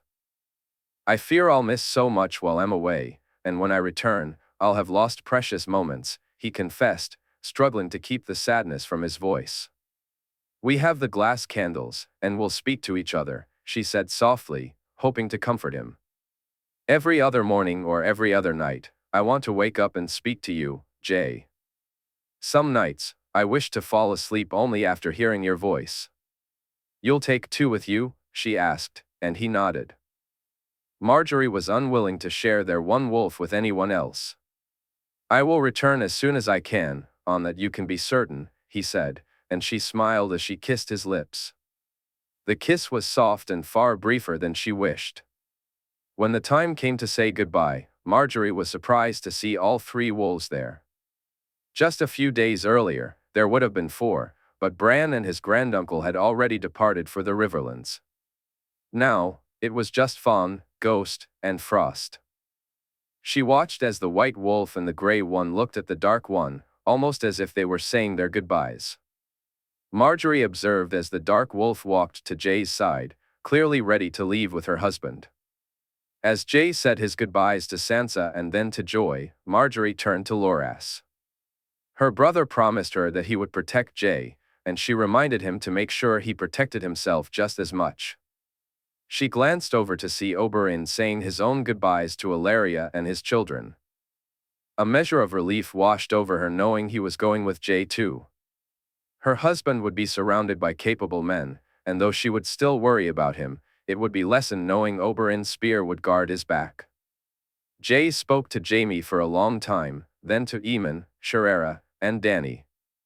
Marjorie realized that he wasn't the only one leaving King's Landing for a while. His aunt was set to depart not long after he did.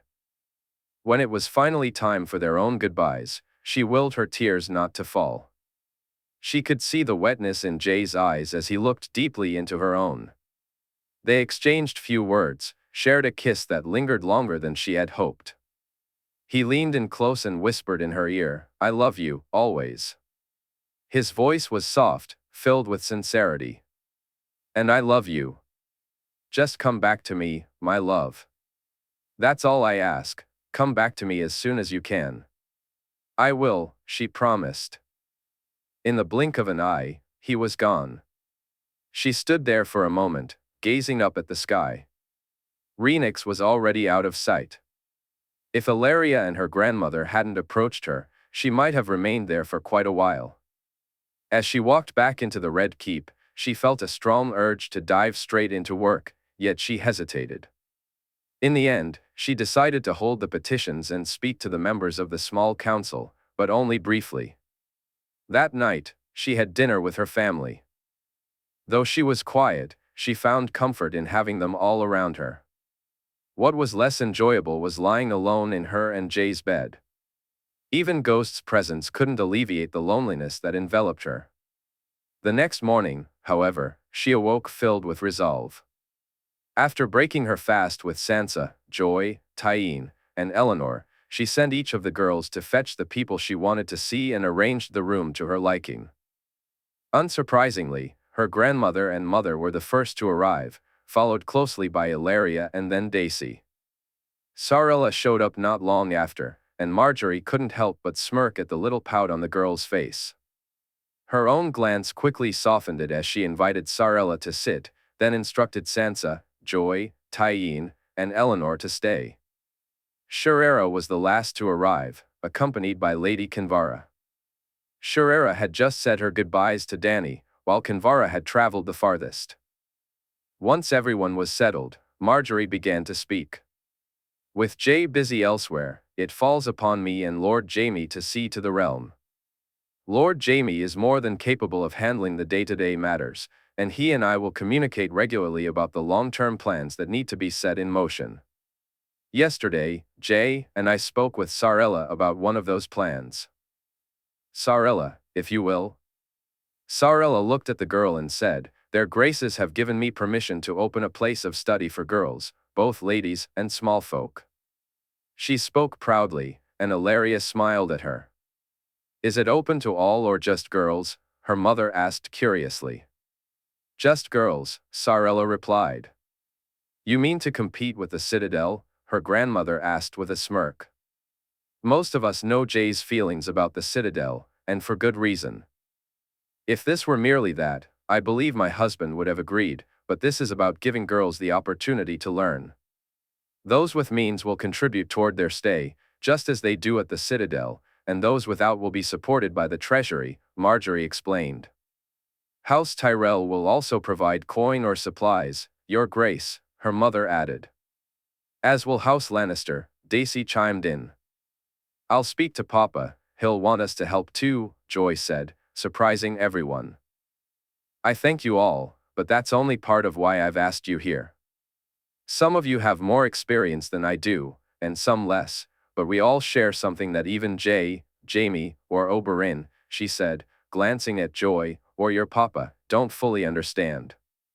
We're all women, and there are things we may see, think, or feel about the realm that men would not. I've gathered you all to start offering suggestions on those matters. She looked at her grandmother and mother, both of whom were smiling. Even us? Sansa asked excitedly. One day, you'll be the Lady of Highgarden, Sansa. Joy will be the Lady of Castamere, and Eleanor will be married to a great lord, as will Tyene if that is her wish. I intend for us to take counsel from those with more experience than we have, and one day in the future, we'll be able to offer others the benefits of that counsel. But I don't just want us to discuss things, I want us to change things for the better, she said with determination. That day, not many ideas were shared, it was more about introducing the notion that they would be in a position to offer suggestions and speak on important matters. She aimed to discard some ideas while implementing others. In the future, she hoped to hold meetings like this weekly, inviting other ladies to join, such as Lady Jenna, Lady Ashera, Princess Arianne if she visited, and Dany as well. When she traveled, she would speak to women from great houses and seek their opinions too. She understood that not everything they desired would be feasible, but they would have a voice. The realm that she and Jae were building would encourage their participation. In 299 AC, on the Isle of Faces, she felt the power of the place as soon as they landed. Although she feared the king's anger might lead him to make a rash decision, he ultimately did what was necessary. At that moment, she hadn't seen most of it, she had been frozen in time like the others, the last thing she remembered was Jae moving toward a shadow. Now, as she reached out to touch the weirwood, she could see everything unfold, the swords clashing, the words being spoken, and the face of a dying god. The king held the sword, shining more brightly than anything she had ever imagined. Its light illuminated the Isle of Faces and stretched for miles around, with Malora watching from a distance through the 3 eyes of a raven.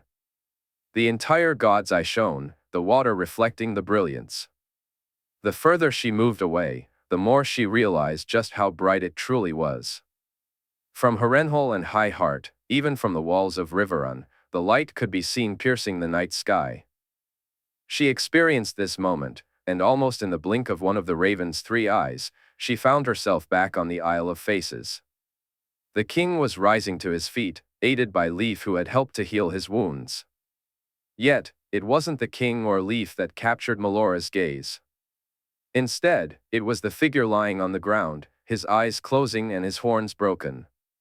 Blood pooled from the wound, and Malora watched as the ground seemed to welcome it. Almost drinking it down hungrily, she approached the figure. "Come, child. There is much you must see," the god said, beckoning her closer. "Who are you?" she asked, her curiosity piqued. "I am the one who was chosen," the god replied. "Chosen?" she echoed, puzzled. "To help the prince bring the dawn, to aid in forging the sword. Blood and magic were both needed, and I gave up my own willingly." "You knew you would die?" she asked, her voice filled with shock. "I hoped I would," the god said, and she thought she detected a hint of happiness in his tone. "What is it you wish of me?" she inquired, her heart racing. "The sword is not all that needs blood and magic. It's time for the lady in the tower to become who she was meant to be." "You must drink," he instructed, revealing a small cup in his hand. "Drink what?" she asked nervously. "Me," he replied, holding the cup to the wound and pressing down. Blood flowed freely, the sound of the cup filling echoing across the empty field. "I cannot," she said, appalled as he offered the cup to her. "You must," he urged. With trembling hands, she took the cup and brought it to her lips. The strong scent of copper filled her senses, and as he watched her intently, she swallowed it all down, surprised to find there was no taste. "You have done well, Lady of the Tower. I wish we had chosen you earlier," the god said, his eyes closing gently. Malora watched in awe as the ground began to shake. Branches seemed to come alive, moving toward the fallen god. In a gruesome display, they cut into him, tearing his body apart piece by piece, carrying fragments away until only a large, bloody imprint remained. Even that was not destined to last, as the earth began to drink the blood deep into the roots of the island itself. She felt it, more than she saw it. Overwhelmed, she fell to her knees, her body shaking as the power of the magic coursed through her veins, traveling to every part of her being. Every inch of her body was affected, even the tips of her toes. Then there was darkness before the visions began.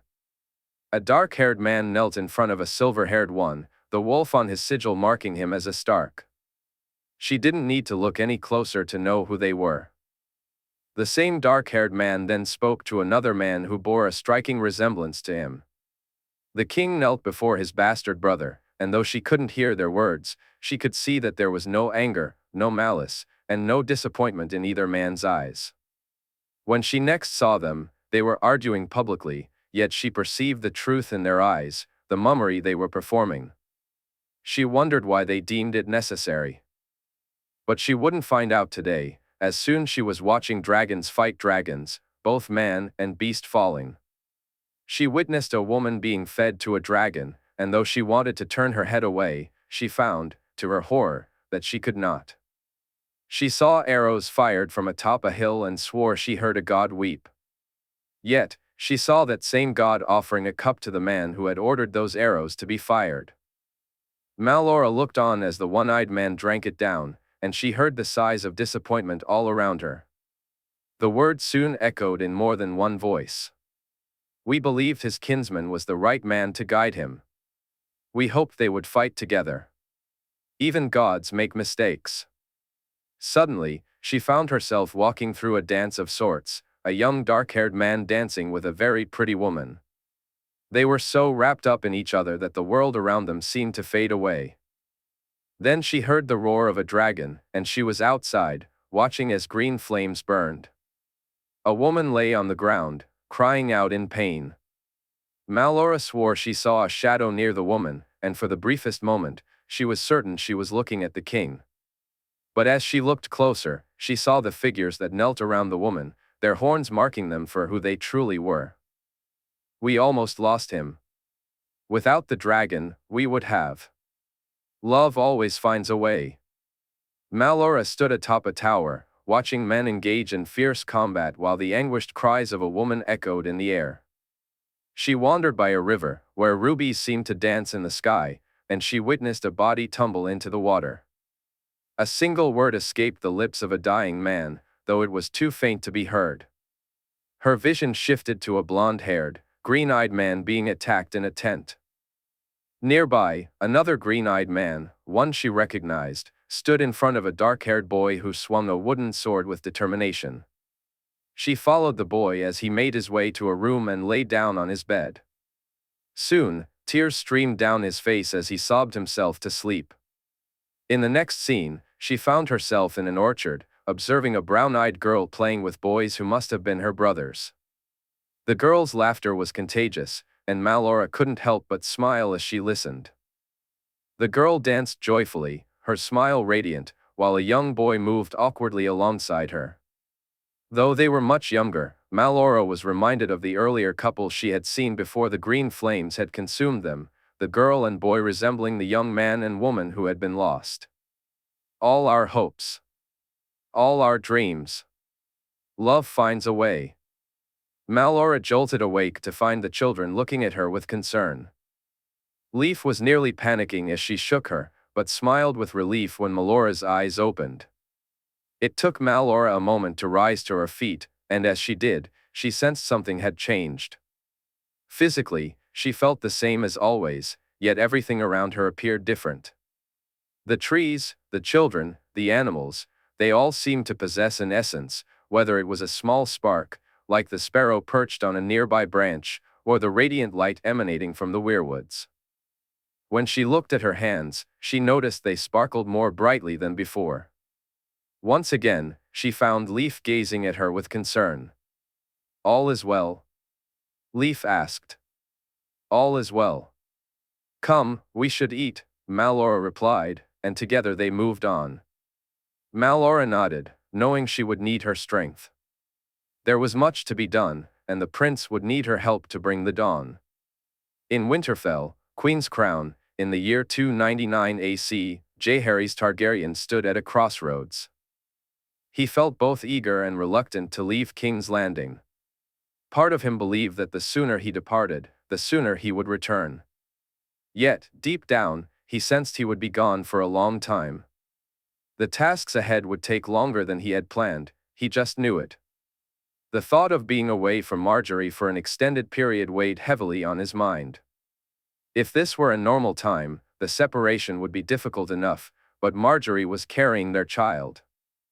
He was leaving her alone to face the challenges that lay ahead. He wouldn't be there to ease her pain or discomfort, as he knew Jaime and his uncle Ned would, or as Oberyn had done for Illyria.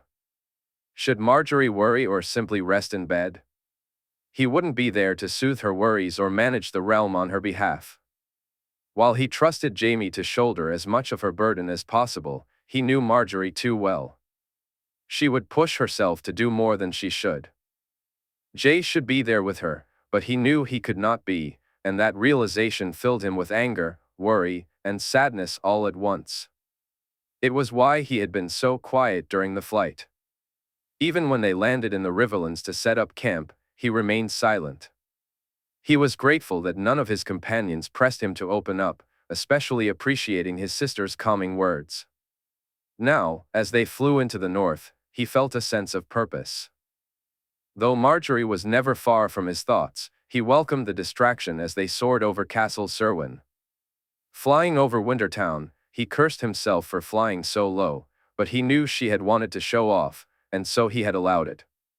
As the gray walls came into view, he felt a mixture of emotions stirring within him. Excitement surged within him, but worry crept in as well. Until now, his plans with the free folk had felt like a distant idea, but soon, that idea would become a reality. His uncle would soon find himself facing more than 100,000 wildling savages, how the free folk were often viewed, at his doorstep. True, they would be on Jay's lands, but that didn't ease the concerns their presence would bring. He tried to shake off the thought as Rhenix landed a short distance from Winterfell's gates. "Go eat and rest. We'll fly the day after tomorrow," he said to her after dismounting, smiling as he watched Frost sprint toward Winterfell faster than any of them could follow. Turning to Oberyn and the others, he noticed that his uncle was the only one who had never been to Winterfell or the north before. Judging by the expression on Oberyn's face, he seemed to be enjoying it, despite the way he pulled his furs even tighter around himself. "Cold enough for you, uncle?" Jay asked with a smirk. "How can you people live like this?" Oberyn replied, eliciting a chuckle from Loras. "It's warm inside the keep, my prince," Loras said, and Jay noticed that Oberyn was now even more eager to enter the gates. His uncle and cousin rode up to him with their guards and spare horses, much to Oberyn's delight. After greeting them, they soon set off into Winterfell itself. Jay tried to wave off his uncle's adherence to protocol, but to no avail. Once they were informed that Winterfell was his, and after those in the courtyard, whom he assumed had been lined up by El, were bid to rise, they walked through the main doors. "I told you," he heard Loras say, and Jay shook his head, hiding a smile. He knew he wasn't alone in welcoming the warm bowl of broth that was handed to them. Jay finished 2 bowls of stew, finally feeling the warmth return to his body. After Robb mentioned he would handle the organization of the rooms, Jay spoke with both El and Winifred before turning to his uncle. "Uncle, may we talk?" he asked, leading Arthur to his uncle's solar. Robb joined them shortly after Jay took his seat, and Jay smiled at his brother. Married life seemed to be treating Robb well, and Jay wondered if he would soon become a father, just like him. "We received your raven, your grace." "Congratulations," his uncle said. "I'm very happy, uncle. Marjorie shares in my joy, and while it's not my main concern, I know it strengthens the crown even further," Jay replied, and his uncle nodded in agreement. "It seems I have some catching up to do then, Jay," Robb said, and Jay laughed. "Indeed, brother. A cousin would be most welcome," he said with a nod. "I didn't expect a visit, your grace," his uncle remarked, and Jay sighed. He had long since given up on getting his uncle to call him by name. I'm here about the free folk, uncle. It's time, he stated, and his uncle turned his gaze to Rob. You truly mean to bring them all through the wall? Rob asked, concern evident in his voice. I've sent ships to transport them. When I leave here, I'll stop by Queen's Crown to prepare, and I'll also be looking at the lands of the gift. Have you decided who will oversee the new gift, uncle? Jay inquired. In time, I would name Rickon, but for now, I plan to ask Jory Castle to serve as castellan while we build a new keep. Once Rickon comes of age, I'll grant Jory his own keep and lands, making him Rickon's bannerman, his uncle explained. Jay raised an eyebrow, curious. El's idea, he asked. Yes, his uncle confirmed, and Jay chuckled. Jory's a good man, level-headed.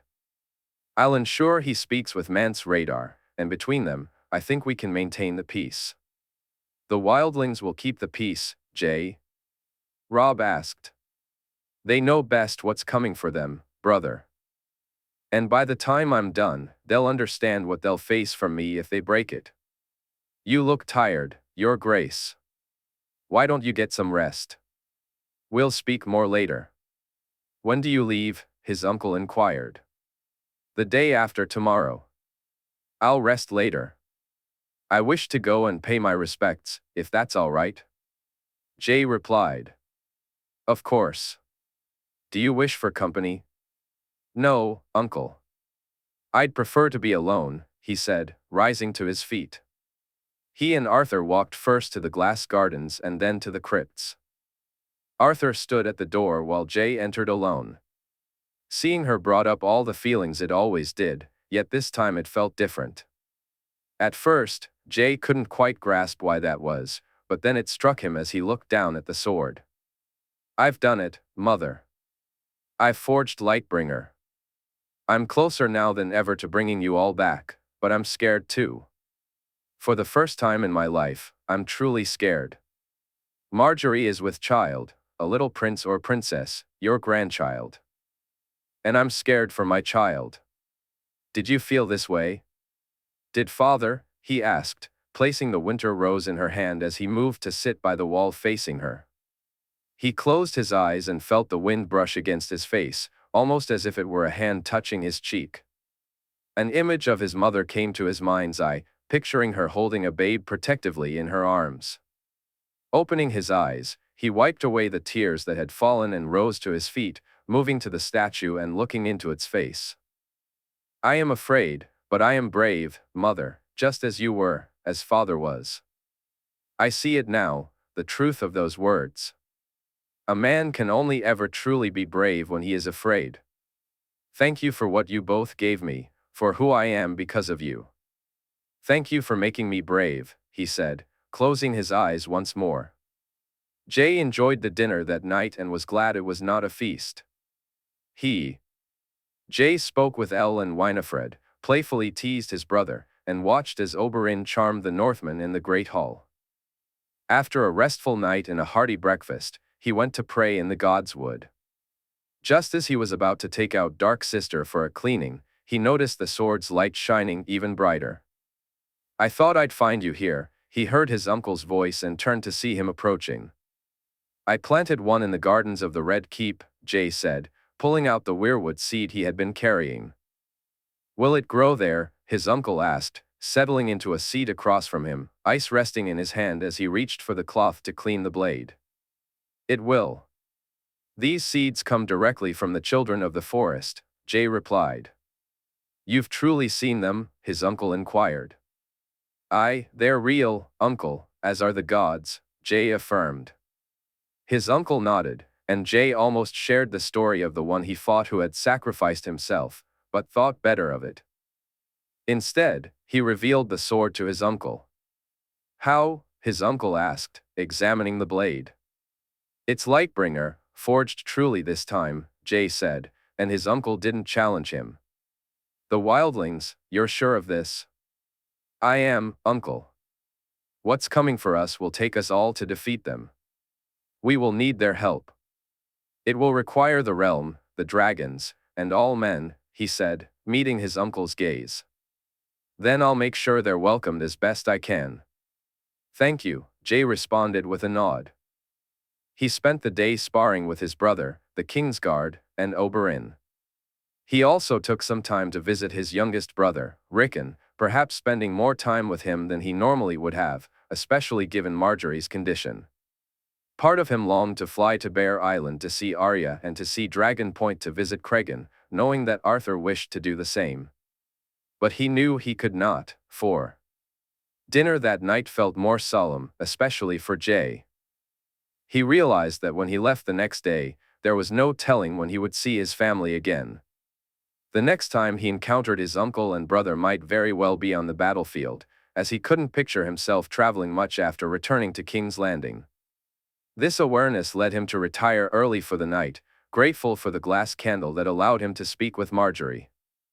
After a restless night's sleep, he woke early. He and Loras strolled through the grounds of Winterfell as dawn broke, almost as if he wanted to imprint the peaceful scene in his memory. He wished to remember it as it was now, tranquil and filled with happiness, rather than as a war-torn landscape, fraught with anxiety for loved ones. This mood lingered throughout the day as he bid farewell to his uncle, brothers, and their wives, and during the flight on Rhaenys's back. It only began to fade as they approached Queen's Crown and soared over it. Jay looked down at the damaged tower and the abandoned village, long fallen into disrepair. He asked Rhaenys to circle the area once more, observing the buildings that had been constructed primarily of stone rather than wood, with debris scattered nearby. He felt a sense of relief to see the remnants still there. When they landed, he explored the grounds of the keep and the village, gaining a clearer view. The village was sizable by northern standards, featuring a large inn, several houses, and a few substantial buildings. It would require considerable effort to repair the roofs and make them habitable, and they were in worse condition than he had hoped. The tower, having completely crumbled, still held all its stones, prompting him to imagine what it and the village had once looked like. "Why are we here, nephew?" Oberyn asked after Jay had been sitting quietly for about an hour. "One day, one of my children or grandchildren will call this keep their home, uncle. House Targaryen of Queen's Crown. Until that day, this land and the surrounding areas, along with those in the gift, will be where the free folk are housed. I plan to ask my uncle Benjen to stay here as my castellan. It's a ruin, Jay. It'll take moons, even years, before anyone could live here," Loras replied. Normally, yes, Jay acknowledged as he walked over to where Rhaenys was resting. He reached up to take the bag containing the jars from her. After telling her to fly some distance away, uncertain if what he was about to do would affect her and unwilling to take that risk, he walked back and opened the bag. "Is that blood?" Oberyn asked, eyeing the contents. "My own. This is going to seem strange, uncle, to all of you. What we did on Dragonstone was merely a test. This," he gestured to the jars, "is what can truly be done, but it requires a lot of effort. I may not be myself for some time afterward, so don't be alarmed." Arthur nodded, while the others looked at him in confusion. Jay moved to the edge of the water, the stone path leading to the tower keep stretching out in front of him. He took the jar and poured more than half its contents over his head, feeling the blood drip down his hair and onto his face. Once he was nearly covered, he placed the jar on the ground and wiped his hands in his hair and onto his face, smearing the blood further. For reasons he couldn't explain, he felt compelled to draw his sword. "I'd ask you to shield your eyes when it begins to shine," he said, and he saw them nod in understanding. Unsheathing Dark Sister, he immediately realized he had been right to warn them. The light shining from the sword was far brighter than it had been in a long time. Holding the hilt firmly, he drove it into the ground in front of him and began to sing. There were no true words to the song, only sounds, but he thought it was one of the most beautiful things he had ever heard. He wondered if those around him felt the same. He sang for what felt like an eternity, until he felt his throat ache. Jay stopped, nearly collapsing to the ground. It took a moment for the brilliant light to dim, but when it finally did, he rose to his feet, retrieved Dark Sister from the earth, and sheathed it once more. As he looked ahead, he saw the transformation he had wrought. Turning around, he noticed the expressions on the faces of his companions and saw the village before him, now resembling the vision he had imagined. There was still work to be done, the roofs needed repairs, and the interiors required preparation, but the buildings themselves stood strong and sturdy. As for the Queen's crown, the tower was once again intact, and he doubted it had looked this impressive in over 2 centuries. Not since good Queen Alysanne had graced this place had it appeared as formidable and powerful as it did now. A smile spread across his face as he gazed upon it. "What did you do, Jay?" Oberyn asked, shifting his gaze from the village to the tower. "I sang a song, uncle, a song of stone," Jay replied. Later, as he soared above the tower and the village, he felt Rhaenys's joy. Their blood would rule here one day, and both of them sensed that this was a worthy home for a dragon. Chapter 161, Freedom.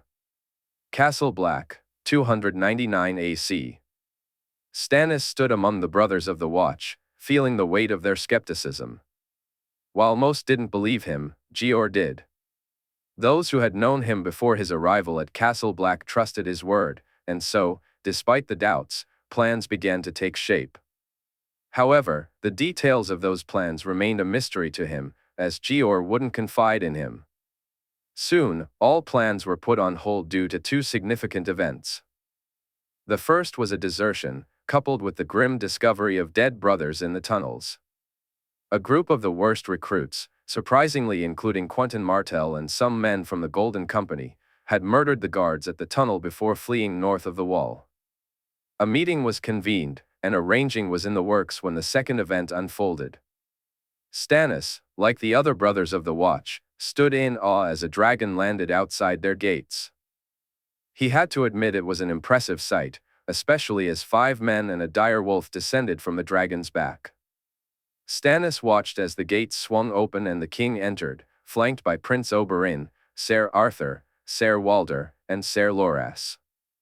A small flare of annoyance rose within him at the sight of the flower among them. "Your Grace," Jeor greeted, and as Stannis approached the group, he noticed the king's and Ser Arthur's eyes scanning the yard, as if searching for someone. "We must speak, Lord Commander." "Has Stannis Baratheon returned?" the king asked, then nodded in Stannis's direction. "Perhaps you can join us, Stannis." Stannis moved closer to the group, and they proceeded to the Lord Commander's quarters. Along with Stannis, Jeor, Bowen Marsh, Ser Jarman Buckwell, and Corran Halfhand accompanied the king and his 3 Kingsguard, as well as the Dornish prince. Once inside, the 3 Kingsguard and the king declined the offered ale. Although Prince Oberyn seemed ready to accept, it was the king's suggestion of warm cider that became their beverage of choice. "I take it, Stannis. Has he told you all about what he's faced?" the king asked as the cider arrived. Stannis noticed the appreciative looks on the faces of all 4 of the king's companions when they tasted it, though the king himself remained unmoved. "He has a fantastical story, Your Grace," Jeor replied, glancing at Bowen and Ser Jarman, who didn't seem to agree. The half-hand, however, appeared to be wavering. "A true one, unfortunately for us all, Lord Commander," the king said, prompting a loud reaction from the group. "Wildling tales and trickery," Bowen said, shaking his head. "Indeed, Your Grace. Dead men walking, and not only that, but fighting as well." "I have no doubt Stannis believes what he says, but it's too fantastical to be true," Ser Jarman added. "Outside these gates, a dragon rests. There are 4 more in Westeros. My granduncle Aemon walks the land as a young man once more, despite being over 100 years old, and he's not even the oldest of my kin who roams the realm today. What you call fantastical, Ser, is simply the way of things and my very reason for being. I was born to face the fantastical, and trust me on this, they are coming for us all," the king asserted, smirking at the incredulous expressions on Jarman and Bowen's faces. "The watch stands ready for them, Your Grace," Jeor said, nodding along with the half-hand and the other 2 men. There are weapons on their way to help you fight them, Lord Commander. Dragon glass, dragon steel, and fire are your best defenses. My kin and our dragons will provide the fire, and the ships will soon deliver the weapons. When they arrive, ensure that each man carries at least one with him at all times, the king instructed. We will, Your Grace, Jaehaerys affirmed. That's not the only reason I'm here, Lord Commander. Each man that falls will rise again and turn to face the living, and beyond the wall, there are still many people alive. Wildlings, Your Grace. You speak of wildlings, the half-hand said with disdain. I care not for what name they're given, the king replied, his tone resolute. The war that lies ahead has only two sides, those who breathe and those who don't. Right now, they still breathe, and I intend to keep it that way. My ships have been sent, and I'll be moving them all south of the wall, the king declared, prompting louder shouts from the gathered crowd. You cannot, Bowen interjected, shooting a glare at Ser Arthur. They are savages, Ser Jeremy added, his voice raised. As are Northmen, if you believe the septas, septons, and most in the south, Oberyn chimed in, eliciting laughter from both the king and the Lord Commander.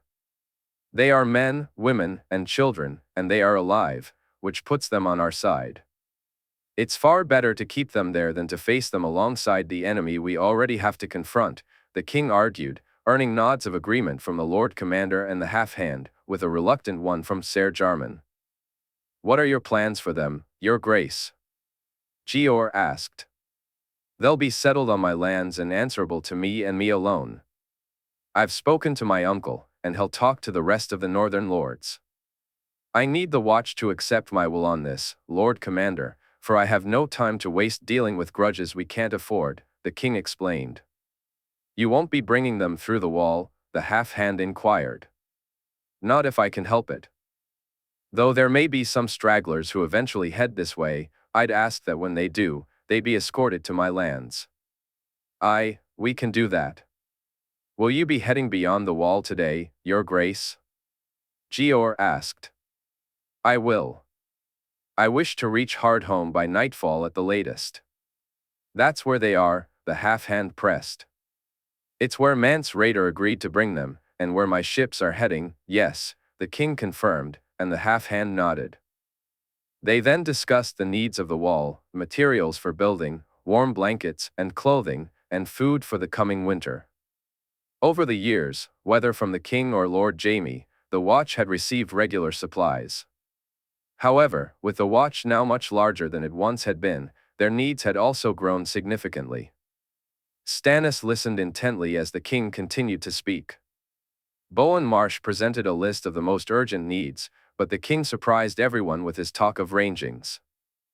I'd recommend not going beyond the wall unless absolutely necessary, Lord Commander. As Stannis can attest, the dead are formidable when faced. Without the proper weapons, they're almost impossible to hold back, the king said. We had some men desert, Your Grace. They killed some of their brothers and made their way north of the wall. They need to face justice, Jaehaerys replied. Which men? The king asked. Stannis noticed Prince Oberyn's reaction when his nephew's name was mentioned, and the king looked in the same direction. We'll seek these men out, Lord Commander. I'd ask you to hold back until you receive word from me, the king instructed. Jaehaerys nodded, albeit reluctantly. As they descended the stairs, Stannis observed the king speaking animatedly with Prince Oberyn. Their deep conversation continued all the way to the gate, and even as they walked through it. Not long after they left, he saw the dragon rise and then watched it fly over the wall. The blue beneath its wings and the figures on its back were all he could see, as the white dragon seemed to almost blend into the ice of the wall as it passed overhead. Wildlings are on our doorstep, Corran said, moving to stand beside him. Trust me, Corran. Given what comes our way, it's better to have them fight with us than against us, Stannis replied. The half-hand looked at him curiously. I need to get drunk. I never thought the day would come when I'd seek a wildling ally. Curse the gods for making me live long enough to see it. Living is far better than the alternative, Stannis said. The half-hand laughed, slapping him on the back as they walked toward the common hall. In Hardhome, 299 AC, Benjen found himself captivated by a woman who was beautiful and wild, and he was certain he was in love with her. He discovered that it wasn't just the nights he looked forward to, but the days as well. They hunted together, helped build shelters for their people, and Benjen was beginning to see the free folk in a different light. They were people, plain and simple, men, women, and children. Like all people, their needs were straightforward: food, shelter, warmth, and safety. The free folk wanted what everyone in the north had always desired. Left to their own devices, they would have been content to live in these harsh lands. Yes, they ranged and stole, but that was a survival instinct driven by the unforgiving nature of their environment, not the same motivations that drove the Ironborn to raid. In times of plenty, they didn't cross the wall, though, like any group, there were some among them who followed their own rules and disregarded the abundance around them. Benjen believed that if the free folk were settled on good lands and given a chance to live in peace, they wouldn't be the ones to break that peace. The lands of the gift were fertile and inviting. They were the very lands the free folk had raided when they had no other choice, and soon those lands would be their home. Each day he spent here, he was asked about them, about his nephew, about the lords of the north, and whether they would allow the free folk to live peacefully. Daily, he did his best to reassure his people that everything they had heard was true. The lands were rich with game, and there were plenty of places to grow food. His nephew was as good a man as any, and with the king of the Seven Kingdoms supporting them, the lords of the north would honor the king's promise. As he helped set up yet another tent, he spotted her. As always, he smiled when she was near. Val was glaring at him, rolling her eyes, but he caught the hint of a smirk when she turned her head away. They broke for their midday meal, and Benjen had learned better than to call it luncheon after facing some good-natured teasing for that slip shortly after his arrival. Val sat with him, eating from his plate and swapping the food she disliked from her own for the items she preferred from his. It had become a little ritual between them, Val accepting more roots while Benjen took extra meat, planning to swap it with others. He knew it was a small gesture, but he found joy in those silly moments they shared. They lightened the day, and despite Val's serious nature at times, he sensed that she enjoyed it too. "We're going hunting tomorrow," Val announced. Benjen nodded in agreement. "We'll need to travel farther." "I think we've cleared out most of the game near the camp," he replied. "Do you think Jay will send more supplies on his ships?" she asked, a hint of worry in her voice. "I imagine so. He knows we'll need them," he said, catching the small smile that spread across her face when he said, "we." The rest of the day was spent securing the camp. After raising more tents, he, Val, and Tormund worked together to reinforce the gates and fences. Benjen understood that their defenses wouldn't hold against what might come for them, but that wasn't the main point. It was about showing the people they had some protection, slowing down the dead if they approached. To truly stop them would require dragons, and he hoped his nephew would arrive soon. Benjen had faith that Jay would come. Not only had he promised, but Benjen knew his nephew understood the dangers they faced. Jay wouldn't abandon them or the men he sent on ships to confront those threats alone. While Benjen hoped they wouldn't have to face them at all, he prepared himself just in case. "Damn, this is thirsty work," Tormund grumbled as he dropped a massive bundle of wood onto the ground. "You really are a moaning fool, aren't you?" "Be thankful you don't have to carry that," Val retorted. Both Benjen and Tormund turned to watch as the giant tree landed with a thud, Tormund nodding as he moved off to grab another. One doesn't like the goat's milk, Tormund laughed, and Benjen couldn't help but smirk. Even when he felt Val's glare, Benjen kept working until night fell.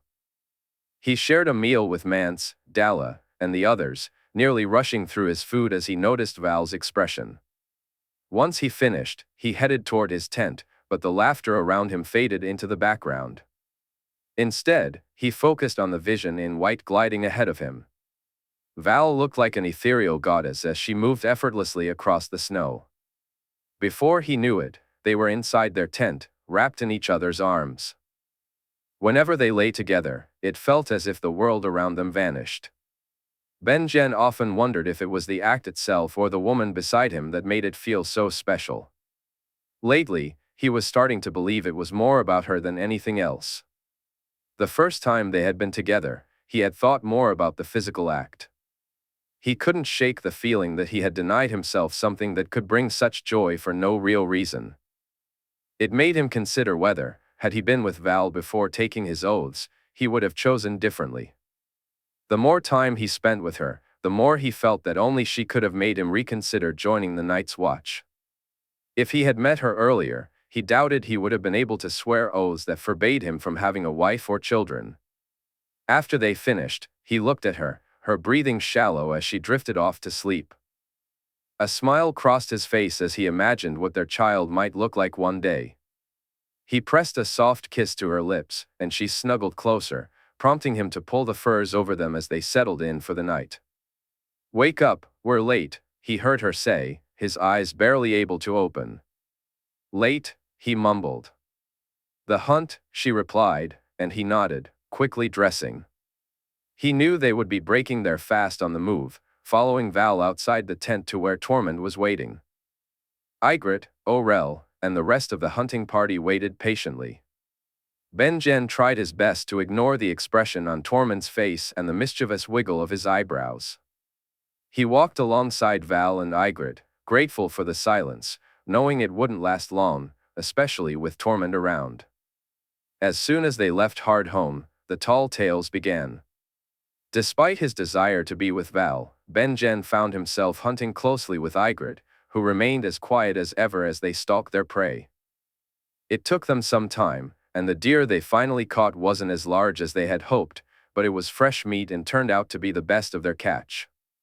As they prepared to bring it back to the others, Ben-Jen suddenly felt the unsettling sensation of being watched.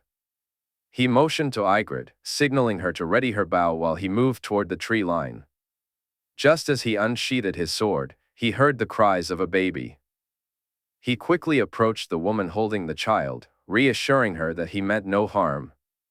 "Hardhome?" a young man asked, looking cold and nearly exhausted. "Not far from here." "Who are you, lad?" Ben-Jen replied, noticing that two other men in the group appeared to be in even worse condition. "Quentin, this is Gilly." "We need help, the babe, the women," the young man pleaded. Ben-Jen nodded, taking in the scene. There were more than a dozen women and just as many young girls, along with 3 men, including Quentin. They didn't speak much about who they were or where they'd come from, but Ben-Jen recognized 1 or 2 of the older women, Craster's wives. If they were here, it meant the old man was dead. Good riddance, he thought as he helped them back to their camp. It was clear that the deer they had caught wasn't going to make it back to the rest of their people. As soon as he saw the way the women and girls looked at it. "Ygritte, start a fire," he said. The redhead glared at him for a moment, but when she heard the baby's cry, she nodded in agreement. Ben-Jen had just finished distributing pieces of the cooked deer to the women when Val and the others returned. Tormund looked ready to scold them for eating the deer meat, but his words caught in his throat when he saw the group that accompanied them. He held his tongue instead. They set up camp for the night, knowing that Craster's wives and children were far too exhausted to move and desperately needed rest. After giving his own furs to the youngest of them, Ben-Jen settled by the fire with the others and began to speak with the young man. "You a crow, lad?" Tormund asked. Quentin nodded. "A deserter?" Ygritte added, smiling at him. "I deserted. Some others and I made our way beyond the wall and ended up at a holdfast owned by a man named Craster. That's when I realized what kind of men were with me, rapists, murderers. They were terrible with the women," Quentin explained, his voice heavy. Ben-Jen and the others listened intently as he continued.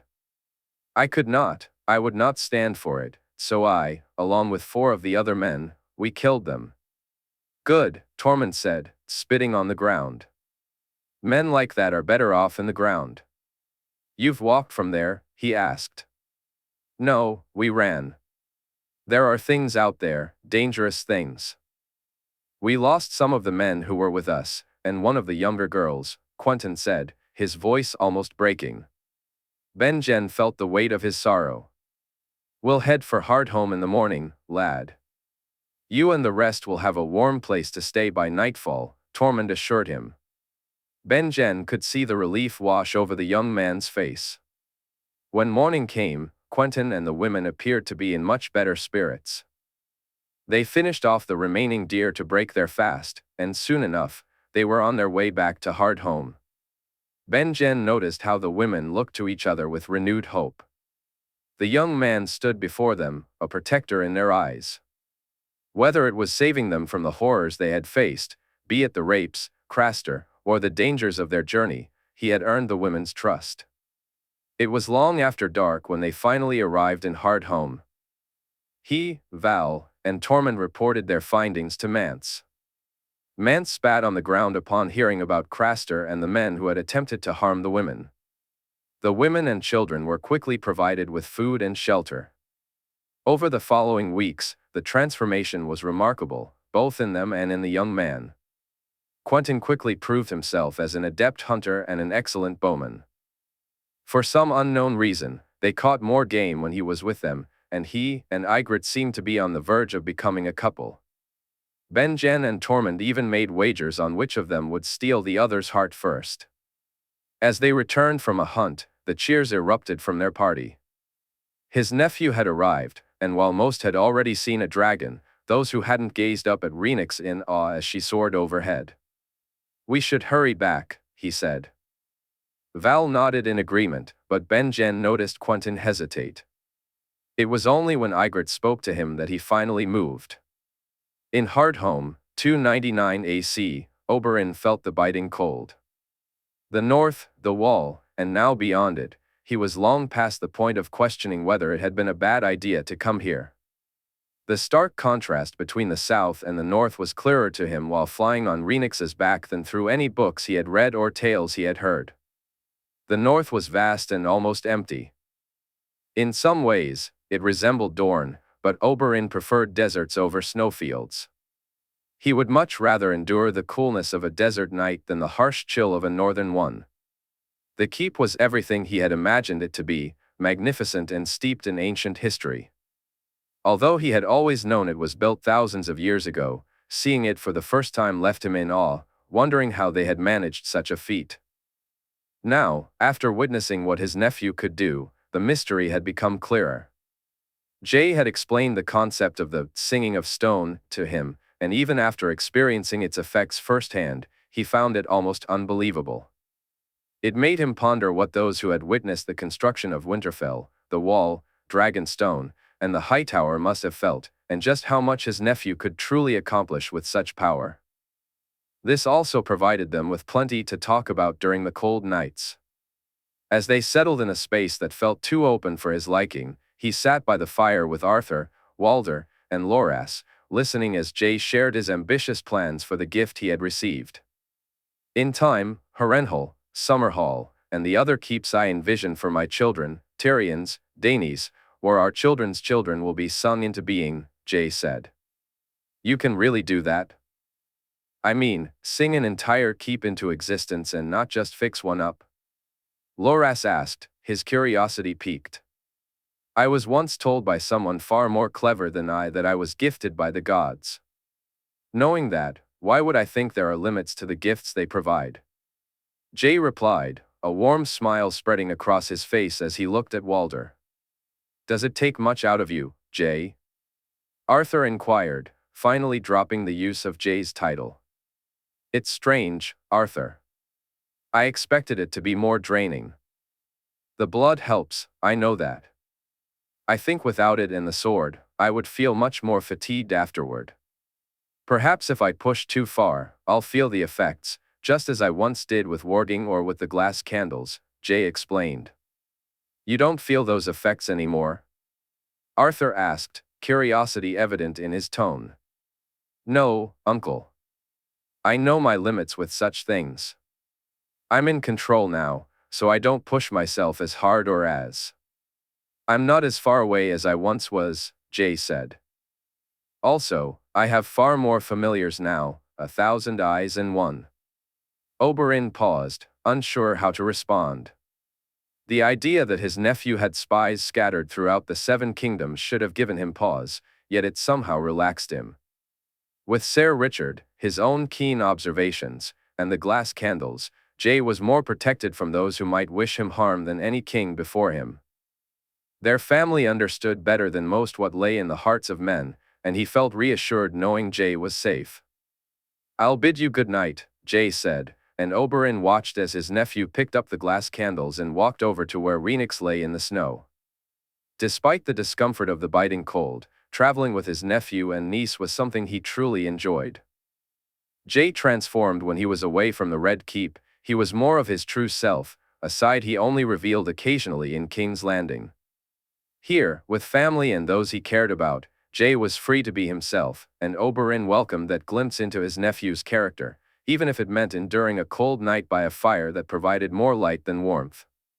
He glanced over to see Jay leaning against Rhaenys's back and smiled, catching the moment when his nephew did the same.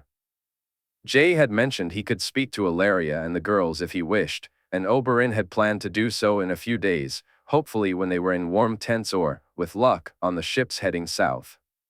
Wrapping his furs tighter around himself, he moved a little closer to the fire and closed his eyes, looking forward to reaching Hardhome the next day. Oberyn woke earlier than the others and noticed Jay was also awake, engaged in conversation with his niece. Deciding to join them, he approached, surprised to hear. Jay was in the midst of a conversation that sounded almost like an argument, especially when he mentioned his other nephew's name. Both he and the dragon paused as they noticed Oberyn approaching. Oberyn watched as Jay leaned against Rhaenys's head, whispering softly to her. All is well, Jay? Oberyn asked when his nephew looked up at him. We were speaking about Quentyn, uncle, Jay replied, and Oberyn let out a sigh. They had yet to discuss his wayward nephew, and Oberyn wasn't quite sure what to say. He was still grappling with the implications of Quentyn's desertion. The vows of the Night's Watch were clear: desertion meant death, and abandoning his post after killing men made it even more certain. Oberyn felt a mix of anger and sympathy for the boy, angry for breaking his oath, yet sympathetic after seeing Castle Black and feeling the harshness of the cold, unforgiving weather. I understand he is to lose his head, Jay. I don't like it, but I understand it. Neither Arianne nor I will blame you for it, he said, though he knew Malario might not feel the same. Things are more complicated than that, uncle. I found him, Jay said, prompting Oberyn to look at him with curiosity. The candles? Oberyn asked. No, a vision, uncle, Jay clarified. Oberyn nodded, intrigued. He traveled to Hardhome with some women and children. He protected them, he saved them. Oberyn's surprise was evident. He did? He asked, and Jay nodded, a small smile breaking across his face. What does this mean for him, Jay? Oberyn inquired, but Jay's smile quickly faded. Rhaenys wishes him dead, uncle. She says what he did, what he tried to do, means we can't trust him, Jay explained, glancing between his uncle and the dragon, who was watching them intently. You disagree? Oberyn asked, almost hopefully. I need to speak to him and the women, Jay replied. Desertion is a death sentence, Jay said, his voice heavy with uncertainty. But Mance was once a brother of the Night's Watch. Should I kill him too? Oberyn sensed that Jay's question was more of a reflection of his inner turmoil than a genuine inquiry. What about the men who were killed when he fled, Jay? Oberyn countered. Is Mance Radar not responsible for the deaths of his fellow brothers in the Watch? I have no desire to kill the king beyond the wall, yet his crimes against the Watch are just as serious as Quentyn's. Jay took a deep breath. He's not the only man among the free folk who has cast aside his black cloak, uncle. I need to know more before making a decision. I want to speak to those who were with him. Perhaps there's another way. Oberyn nodded, feeling a sense of relief wash over him. At least he wouldn't have to witness his nephew lose his head upon their arrival. This thought made breaking his fast a more pleasant experience than the food itself warranted, and he climbed onto Rhaenix's back with renewed eagerness. As they took to the skies, Oberyn found himself increasingly eager to gaze down at the lands below. He felt a growing anticipation to see Quentyn again, to speak with his nephew, and to uncover the truth about his actions. Had Quentyn discovered some semblance of honor in coming here? Or was he merely an opportunist who had broken his vows, killed men who were once his brothers, and clung to a group of travelers for his own gain?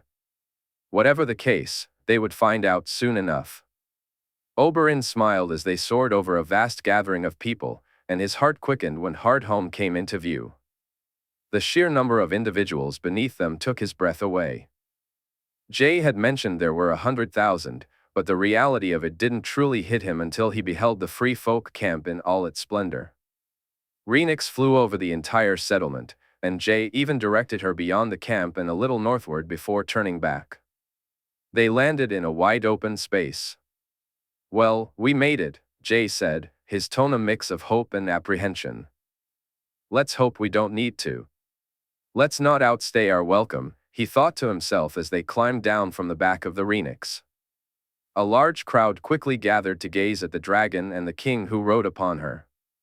It was Hardhome, 299 AC. Mance Rayder had transformed this nearly abandoned place, one that most free folk had avoided, into the largest single settlement in their history. But with that transformation came significant challenges. They were short on supplies, food, tents, furs, weapons. Despite the abundance of fish, Mance knew they couldn't sustain the numbers they had brought for long. The supplies Jay had sent helped somewhat, there was some food, and while the weapons were unusual, they quickly became essential for every man and woman who could wield them. Still, the lack of supplies posed a constant problem, and the hunting parties had not yielded the success he had hoped for. Each morning, Mance found himself waking and scanning the sky and the sea, searching for the dragon or the ships. Throughout the day, he mediated between the clans and the elders. Some argued they should march and take the wall, while others insisted that the king would not come. On those days, he was especially grateful to have Benjen Stark by his side. The clansmen, upon seeing the king's own uncle with them, would quiet their complaints, shifting their gazes to the sky or sea, just as he did. The night before the king and his dragon arrived, he, Dalla, and their baby lay together in his bed when Mother Mole requested to see him. Mance welcomed the women into his tent and, after bidding Dalla to rest, moved to speak with her. "The dragon will be here tomorrow, Mance. You must be ready to silence those who disagree when the king speaks," Mother Mole said. "You think some won't accept his offer?" he asked, surprised. "I fear we have more fools than I would wish for, and our people can be quite proud," Mother Mole replied. "He isn't asking us to kneel, Mother," Mance said with a smile. "Yet some will see it that way regardless." "Speak when it's time, Mance, as shall I," she replied, and he nodded in agreement. "He will truly be here tomorrow?" Mance asked, his curiosity piqued. She smiled back at him. "He will." As Mance walked through the camp toward the dragon, the king, and his guards, he wore a smile on his face. He had long since given up trying to understand how Mother Mole knew so much. She served the old gods, and every free folk member was aware of that, but the nature of her powers remained a complete mystery to him and everyone else. Still, she had been right about the dragon's arrival. When Mance approached the king, he noticed the expressions on the faces around him. Some were hopeful, some doubtful, and a few looked outright angry.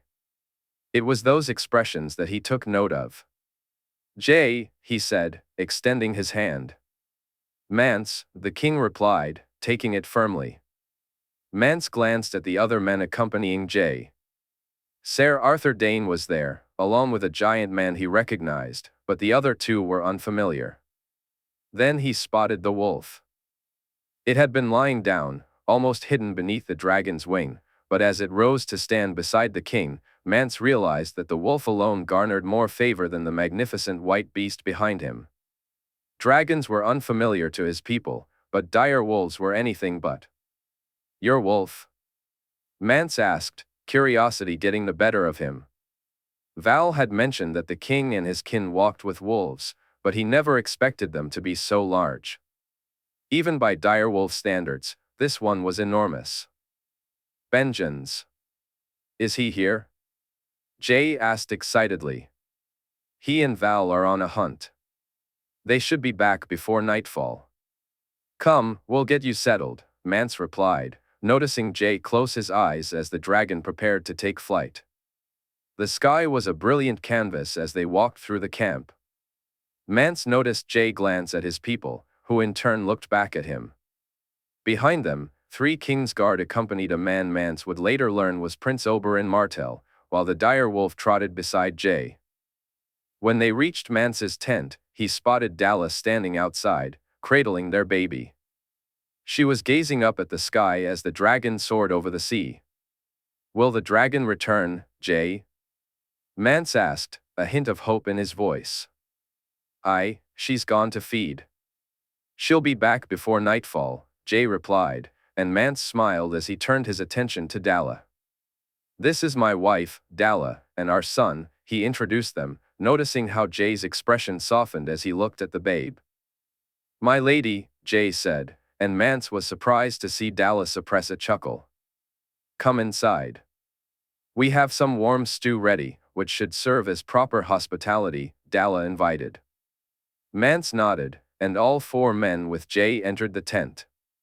He felt a sense of satisfaction as he watched them enjoy the offered stew. Once they had finished, Mance turned to the king and was pleased when Jay motioned for the men to leave. "Your men, Jay?" Mance inquired, eager to learn their names once the tent was clear. "Ser Arthur and Ser Walder you've met. Ser Loras Tyrell is my good brother, and Prince Oberyn Martell is my uncle," Jay explained. "You're married, Jay?" Dalla asked as she took a seat, their son beginning to crawl toward the young king. "I am, my lady," Jay responded. "Dalla," his wife said, and Jay smiled, reaching down to play with their son while Mance and Dalla watched him intently. "Dalla, and this little one, what's his name?" Jay asked. "We don't name our children until they reach 2 name days, Jay," Mance replied. Jay looked at him, surprised. "It's a harsh life beyond the wall, and far too many don't make it that far. Then we had best get you all to the other side of it, and I can look forward to finally hearing this one be named," Jay said with a warm smile. Jay moved his fingers through the air, playing a game with his son. "You have children?" Dalla asked, shifting her focus to Jay, who turned to her, his eyes bright with excitement. "My wife is with child, Dalla." "She's 3 moons alone," Jay replied, and Dalla smiled warmly at him, returning his joy. Yet, as much as he enjoyed discussing such simple pleasures, he knew their conversation couldn't linger on this topic for long. Before he knew it, they were talking about the ships and the lands they planned to move to. "Your ships, Jay?" Mance inquired. "They will be here tomorrow," Jay said, surprising both of them. "So soon?" Dalla exclaimed happily. "Aye, not all of them, but enough to start moving some of the women and children. I've just come from Queen's Crown. There's a village ready to be moved into and a keep that will one day belong to one of my children. There's still work to be done, the roofs need to be thatched and prepared, but the buildings themselves are strong and sound," Jay explained. Mance studied him closely, searching for any hint of deception. "And those who can't stay there?" he asked, though they had already discussed this matter before. "The lands of the Gift stretch from the Bay of Ice to the Bay of Seals, and for 25 miles south of the Wall, there's enough land for all your people, Mance. Other than Mole's Town and the Wall itself, it's empty and yours to settle as you wish. There are lakes with decent fish stocks, fresh water, and some old abandoned villages that could be repaired," Jay said. Mance glanced at Dalla and noticed the excitement shining in her eyes. "And the crows?" he asked, as Dalla listened intently. They know their role and my will. I told you I seek peace, Mance. I want your people safe behind the wall, just as you do, and I want you to fight with me when the time comes. You don't seek us to kneel? Dalla asked curiously. For now, no. Should your people wish to stay on my lands once the fight is over, then they'll need to kneel. If they wish to come back beyond the wall and make their homes on your lands, then they'll be free to do so, Jay said. Dalla looked at him, and Mance nodded at her. I'll arrange a meeting of the elders for later. Jay, I ask that you keep your men with you while you travel the camp. I don't fear for your safety, but there are fools everywhere, even here, Mance said. Jay chuckled. A burden we must all bear, he replied, his gaze drawn back to their son. After a moment, he rose and looked at Mance. You had a man arrive recently, a former crow who was traveling with some women. Quentin is his name. He came looking for a place to be free, Jay, and he protected those women and girls he traveled with, Dalla said nervously. He's my cousin, Prince Oberyn's nephew. Is he here now? Jay asked, concern creeping into his voice. Mance breathed a little easier, not wishing for the boy to come to harm. He's hunting with Ben-Jen and the others, Jay, Mance replied. The women he was with, can I speak to them? Jay asked. I'll arrange it, Mance said. Jay nodded, bidding them farewell for now before he left the tent. Dalla waited until he was far enough away before she reached down and picked up their babe, looking to Mance with a hopeful expression on her face. He's younger than I expected, Dalla remarked. Mance chuckled. Perhaps that's a good thing. The young still believe, Dalla, it's the old who are too stubborn to change their ways.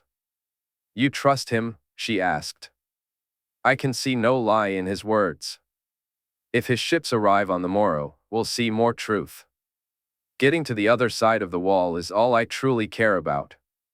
How did he know about Quentin and Craster's wives? Dalla asked, an odd look crossing her face. That I don't understand. I'll speak to Mother and to Ben-Jen about it when he returns tonight. Should be interesting, at least, he said. She shook her head and laughed at him. Mance chuckled as he walked to the tent's opening and stepped outside. In the distance, he spotted Jay with his guards and the wolf close by. The boy had stopped to chat with some of their children, and Mance could almost hear their laughter from where he stood. It eased his mind and reassured him about Jay's intentions. Any man who cared for children was someone he could relate to, he wouldn't let them suffer. Perhaps, just perhaps, he would ensure their safety. In Hardhome, 299 AC, Quentin Martell found himself under the shadow of a dragon soaring above. It felt like a wake-up call. Had it not been for Ygritte, he might have fled in fear.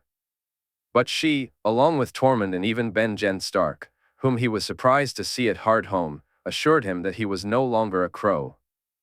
He was one of them now, having proven himself, and the king would recognize that. Though Quentin wasn't as certain as they were, he accepted their words.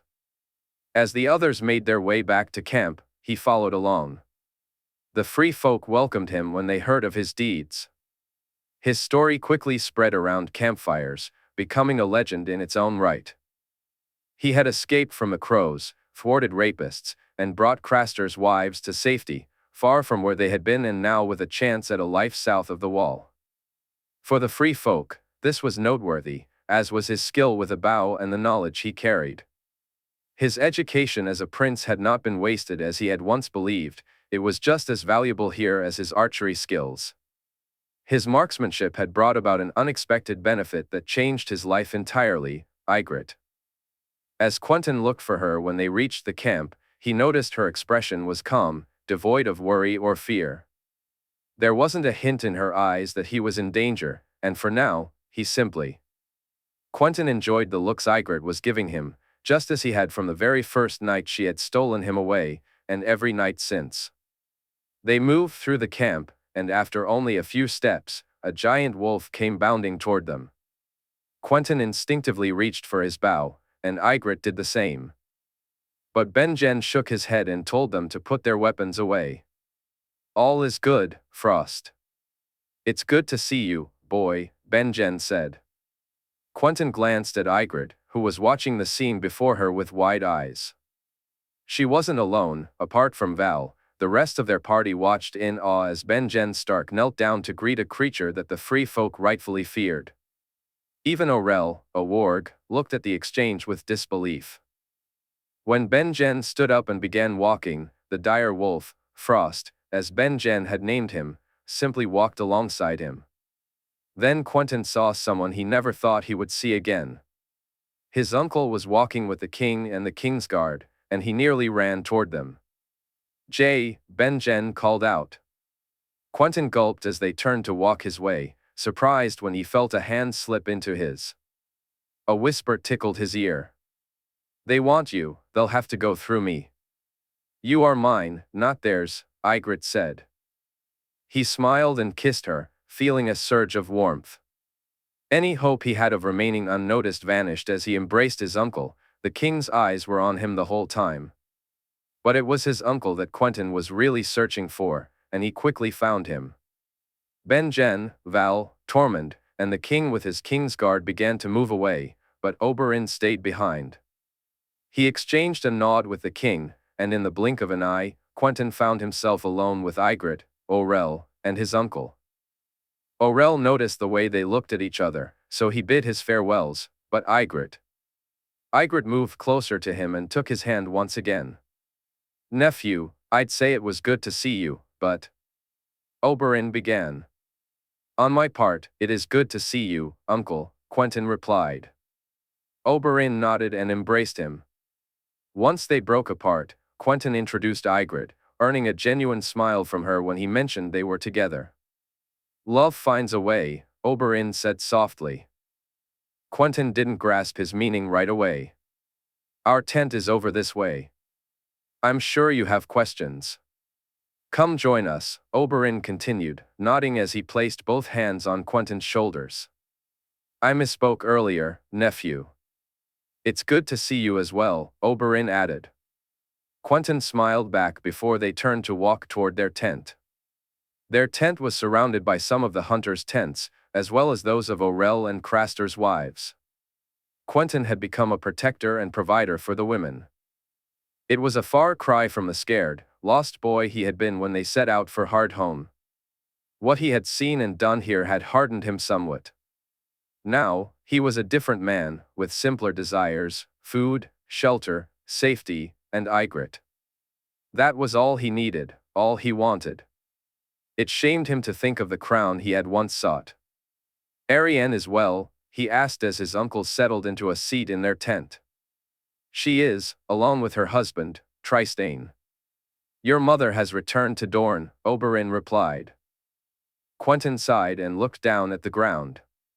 She'll know about my sentence and the abandoning of my oaths, he said sadly, feeling Ygritte's soft hand rubbing his back. They were terrible oaths, Ygritte said, and despite his feelings, he let out a small laugh. She knows you were sentenced here.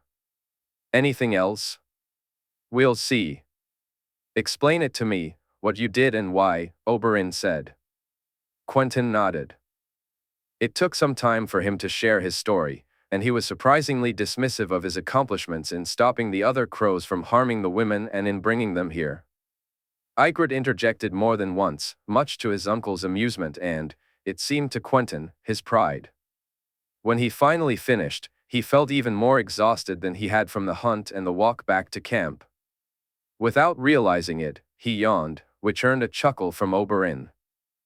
It's quite a tale, Oberyn said, but you look like you could use a rest. I'm sure your cousin is looking for me. I don't know what the future holds for you, Quentin, but I'm certain you won't lose your head. With that, Oberyn rose to his feet. I'm a deserter, uncle. The king, his kingsguard, you, everyone is bound by the law to take my head, Quentin replied, glancing at Ygritte, who glared at him.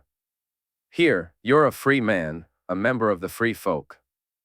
Jay would be the first to tell you that he's not the king here. I'll speak to your cousin. I know he wants to talk to the women you saved, and I'll seek his thoughts on this, Oberyn said. Thank you, uncle. It's truly good to see you again, Quentyn said, and Oberyn smiled at him as he moved toward the tent's opening.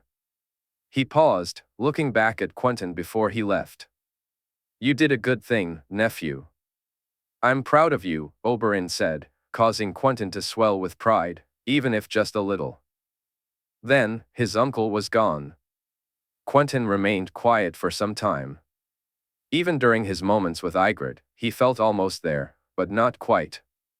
His mind was filled with confused thoughts, and his heart felt both wounded and healed at the same time. His uncle might be right, Jae may not consider himself king beyond the wall, but the free folk wouldn't remain beyond the wall for long. There was. With little chance of coming out of this alive, he only hoped to die as a free man rather than as a prisoner. Hardhome, 299 AC, Jaehaerys Targaryen. They had walked through the camp, and although he wished to speak to the women whom Mance said Quentyn had saved, the opportunity didn't present itself. Instead, he felt it when Frost found Benjen and heard his uncle call his name. As they greeted each other, he noticed Quentyn standing next to the redhead, Ygritte. He believed her name to be the same one who had held her bow at the ready when he first met Mance. Jae looked at Oberyn and saw that his uncle had spotted his nephew too. When Oberyn nodded to him, Jae stepped back to give his uncle time to speak to Quentyn while he took the chance to talk to Benjen. Quickly, he noticed a change in his uncle. Oberyn seemed happier and more relaxed. He and Val stood close enough to show they were a couple, yet far enough apart that, if you weren't paying attention, you might not notice. It brought a genuine smile to Jae's face to see his uncle had found someone who made him happy.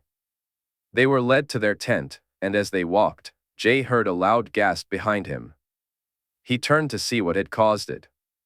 That's a fucking giant, Loras exclaimed, and both Val and Benjen laughed.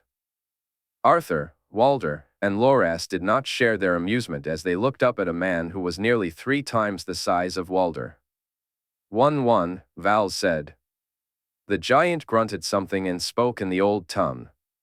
This brought a smile to Jae's face. It was rare these days for anyone to disrespect him so openly, and he welcomed it, especially since, aside from Val and his uncle, no one else understood the giant's words. There are more giants, he asked. Benjen nodded, but it was Val who answered. Aye. There are clans of them, about 200 or so, Val said. Jae nodded, trying to wrap his mind around the logistics. They'll be hard to move, he replied. They and their mammoths, Benjen added. Jae looked at them both incredulously, understanding the weight of their words without needing to say anything. This presented a significant problem. The only solution he could think of was to use the pinnacle ships for the giants themselves, but that would mean leaving their mammoths behind. Another option would be to start the long walk to the wall, a prospect he had hoped to avoid. A spark of inspiration flickered in his mind, and he set it aside for now, hoping they had enough time to move everyone before it was too late. You're well, Jae? Benjen asked, noticing Jae lost in thought. Jae? Forgive me, uncle, just thinking about giants, he said with a chuckle. I'm well. I'm going to be a father, uncle. Marjorie is with child. His uncle embraced him tightly, and even Val offered her congratulations before they continued walking. When they reached what Jae assumed was his uncle's tent, he was not surprised to see Val join them inside. Tormund looked eager to follow, but a glance from Val had him mumbling something about goat's milk and stepping back. Once inside the tent, Jae noticed Val and his uncle sat further apart than he had expected. He decided it was best to address the situation openly, allowing them to relax and be themselves. How long have you two been together? He asked. Benjen looked at him in shock. I know how I look at Marjorie, uncle. I can recognize it when I see it in others, he explained. We stole each other, Val said with a playful smile. Actually, I stole you, Benjen replied, beaming at her. No, I just let you, Val countered, laughter dancing in her eyes. You see, we stole each other, Val said, and Jay smiled as he looked at them both. I'm truly happy for you, both of you, he replied, glancing at Benjen to ensure his sincerity was clear. The ships are on their way? Benjen asked, and Jay nodded. The first of them will arrive tomorrow. We'll start moving the women, children, and the old and sick, Jay said. Some warriors too, to protect them, Val added, and Jay agreed. While they might not need protection, it was best to have some on hand. Some warriors too, Jay confirmed. There will be some who won't believe you, Jay. Some who think this is a trap, Benjen warned, and Jay nodded again. I won't force anyone to leave or to kneel, but staying here is a death sentence, Uncle.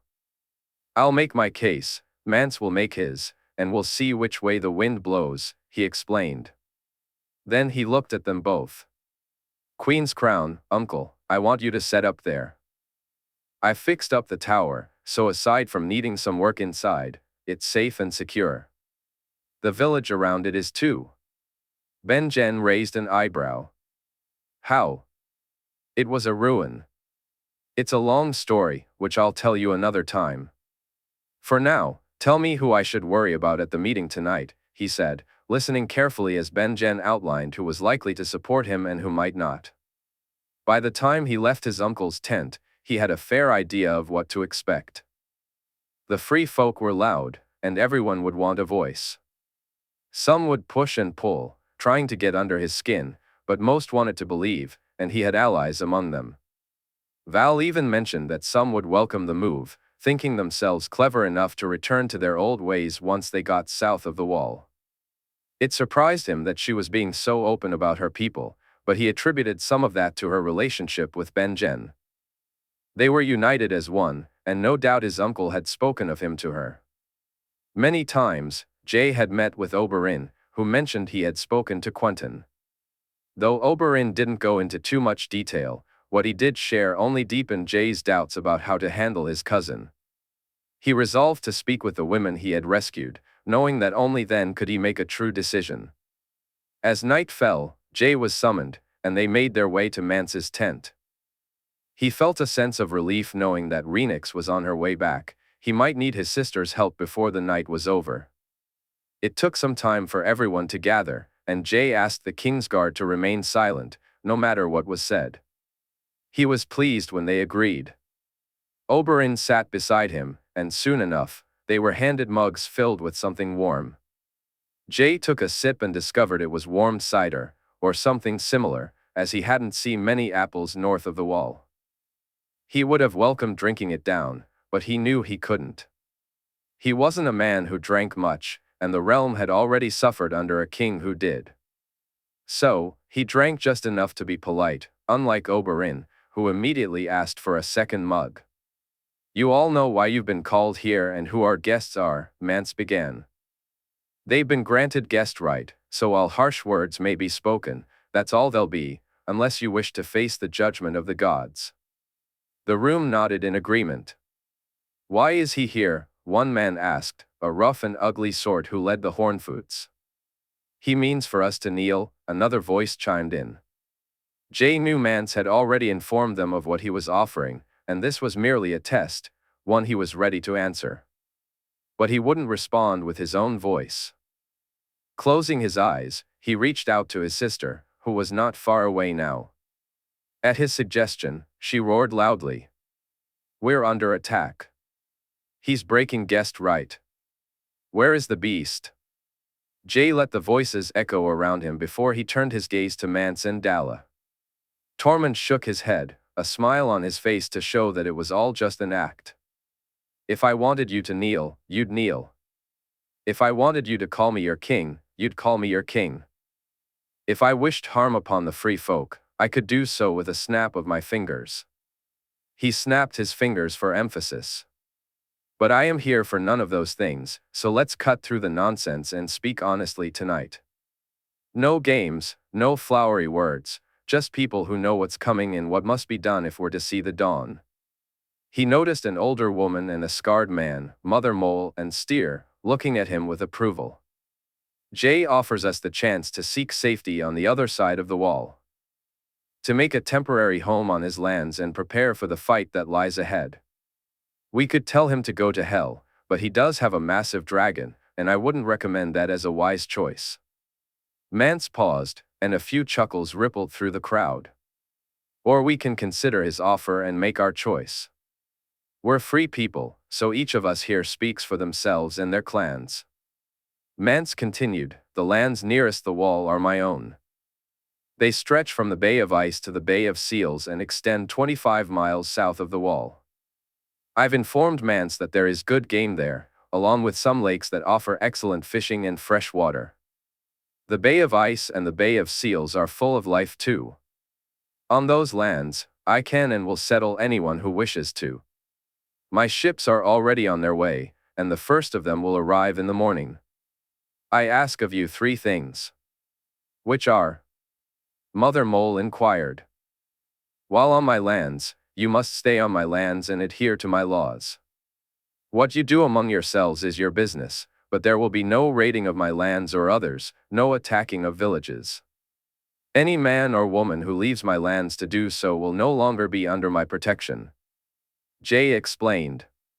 But if we stay on your lands, are we really supposed to believe you? You'll protect us from the crows, from the north? Tormund asked.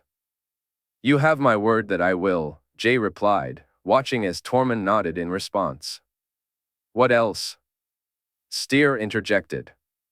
When the fight comes, and trust me, it will come, even after you cross the wall, you'll fight on my side against the dead, Jay stated, noting their approving nods. Is that all? A woman asked, her warrior feature suggesting she might be Harma Dog's head, though Jay wasn't entirely certain. Anyone who wishes to stay on my lands when this is all over is welcome, but to do so, they must kneel, he declared. As expected, his words sparked the reaction he had feared. Arguments erupted, voices raised, and threats began to fly. Jay focused on the large man shouting at him. He had anticipated it would be the Lord of Bones, given what Val and Benjen had said, but instead, it was the cannibal. The man was enormous and hideous. Had Jay not already instructed the King's Guard to stand down, he might have been in grave danger.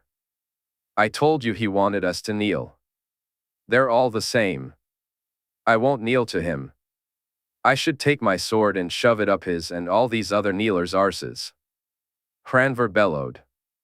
He's nothing like them. You're a fool, Hranver. Then stay here and die. Jay listened to the chaos, then rose to his feet. He motioned for the King's Guard to remain seated and turned his gaze toward the arguing men. Hranver's eyes locked onto him. Why don't you then? Jay challenged, his words halting the argument. What did you say, kneeler? Hranver retorted, anger lacing his voice, his expression dark and threatening. Take your sword and shove it up my arse? Or were those just words in the wind?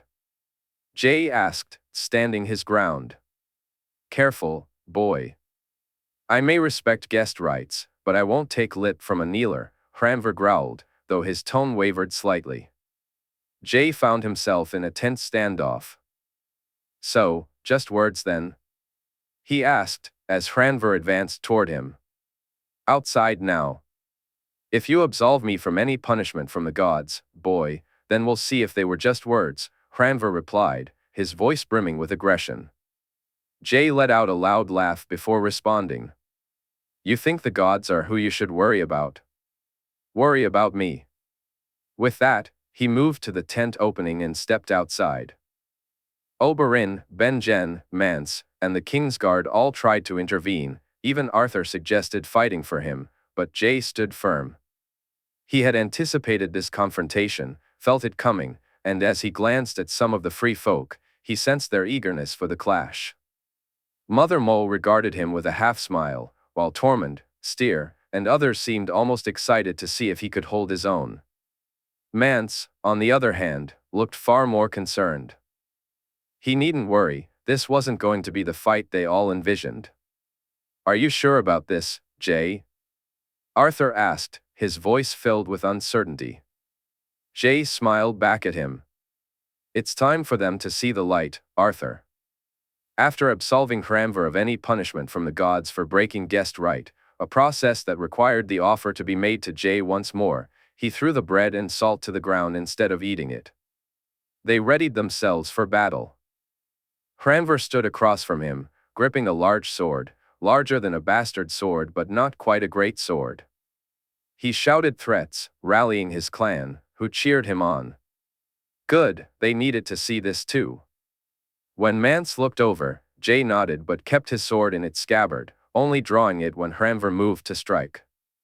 Lightbringer gleamed brightly in his hand, and Jay welcomed the illumination. Around him, men and women shielded their eyes, while Hranver, closest to him, dropped his sword in response to the radiance. He caught the man with the butt of his head, striking him squarely on the chin and sending him crashing to the ground. Kneeling, Jay held his sword high, its light radiating even more brightly than before. What felt like an eternity was, in reality, just a brief moment before he sheathed the sword and turned to face the free folk, who were now looking his way. Before him lay Hranver, unconscious. The fight had ended before it truly began, and he could see the expressions on their faces. There was awe, a sense of reverence. If he were a vain man, he might have reveled in their admiration, but instead, he welcomed it for the power it gave him. Rising to his feet, he turned to face them, feeling Renix land a short distance away. I bring the light, and all the living are welcome to walk in it with me. Those who wish to walk another path may do so freely, but remember, the night is dark and full of terrors, and it belongs to the dead. He looked into the eyes of each person, aware that most, if not all, had already made their choice. Chapter 162, Bridge over Troubled Water. Hardhome, 299 AC. Tormund had once thought a dragon and a direwolf were the most impressive things belonging to the Southern King. But as he watched the first few ships come into sight, he realized he had been mistaken. Val had mentioned that the king possessed more than one of these enormous vessels, and though he had no reason to doubt her, a part of him had. Now, seeing 5 of them on the horizon, Tormund found himself more than happy to be wrong. As for the king himself, he was quite the enigma, not at all what Tormund had expected. Initially, he had thought little of the young man. He seemed inexperienced and didn't look like a fighter. Of course, witnessing him ride a dragon was impressive, and seeing him with a direwolf was even more so. But Tormund soon learned that the direwolf belonged to Benjen, not the king. The king's armor, the sword hanging at his hip, and even the men accompanying him were somewhat impressive.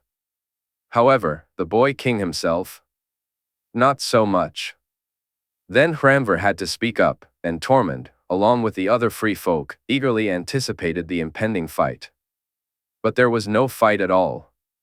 Instead, they witnessed something shocking.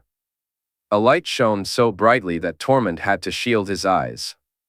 Only when the boy king sheathed his sword was he able to look properly at him and Hranver. To his surprise, Hranver was sprawled on the ground, having been defeated without the boy king even breaking a sweat. This revelation made Tormund reevaluate everything. He watched as the boy sparred with his guards daily, strolled through the camp, sought out the children, played with them, listened to their stories, and wore a broad smile as he did so. This transformation in perspective prompted Tormund to speak with Mance. He found himself agreeing with his old friend, this boy king might indeed lead them to safety. Why does he spend so much time with the children, Mance? Tormund asked. He told Dalla. Mance smiled as he shared the news. His wife is with child, Tormund. He's the same every time we talk. He even held my son in his arms. Tormund raised an eyebrow, curiosity sparking in his gaze. A man who cares for babes, then, he asked, receiving a nod in response. He turned his attention from the water and the ships approaching the shore to the boy king and those standing with him, Mance, Dalla, Val, Benjen, Mother Mole, and Steer. Yet, the boy king was not speaking to any of them. Instead, he knelt among a group of children who would be among the first to leave. Tormund didn't need to eavesdrop to know what was being said. He could see the reassurance in the boy king's gestures, promising the children that sailing on the ships was safe and that they, along with their families, would be housed and protected. He had given them his oath. Not a single person moved from the shore as the ships dropped their anchors and boats began to approach. Tormund briefly wondered why so many were watching, and then it struck him, the moment had arrived. The free folk were truly going to leave this place. The realization filled him with both excitement and dread. Thoughts of being taken behind the wall and away from danger had been on the minds of the free folk ever since the boy king's arrival. Yet, lingering concerns about what awaited them there and whether they would find true peace surfaced as well.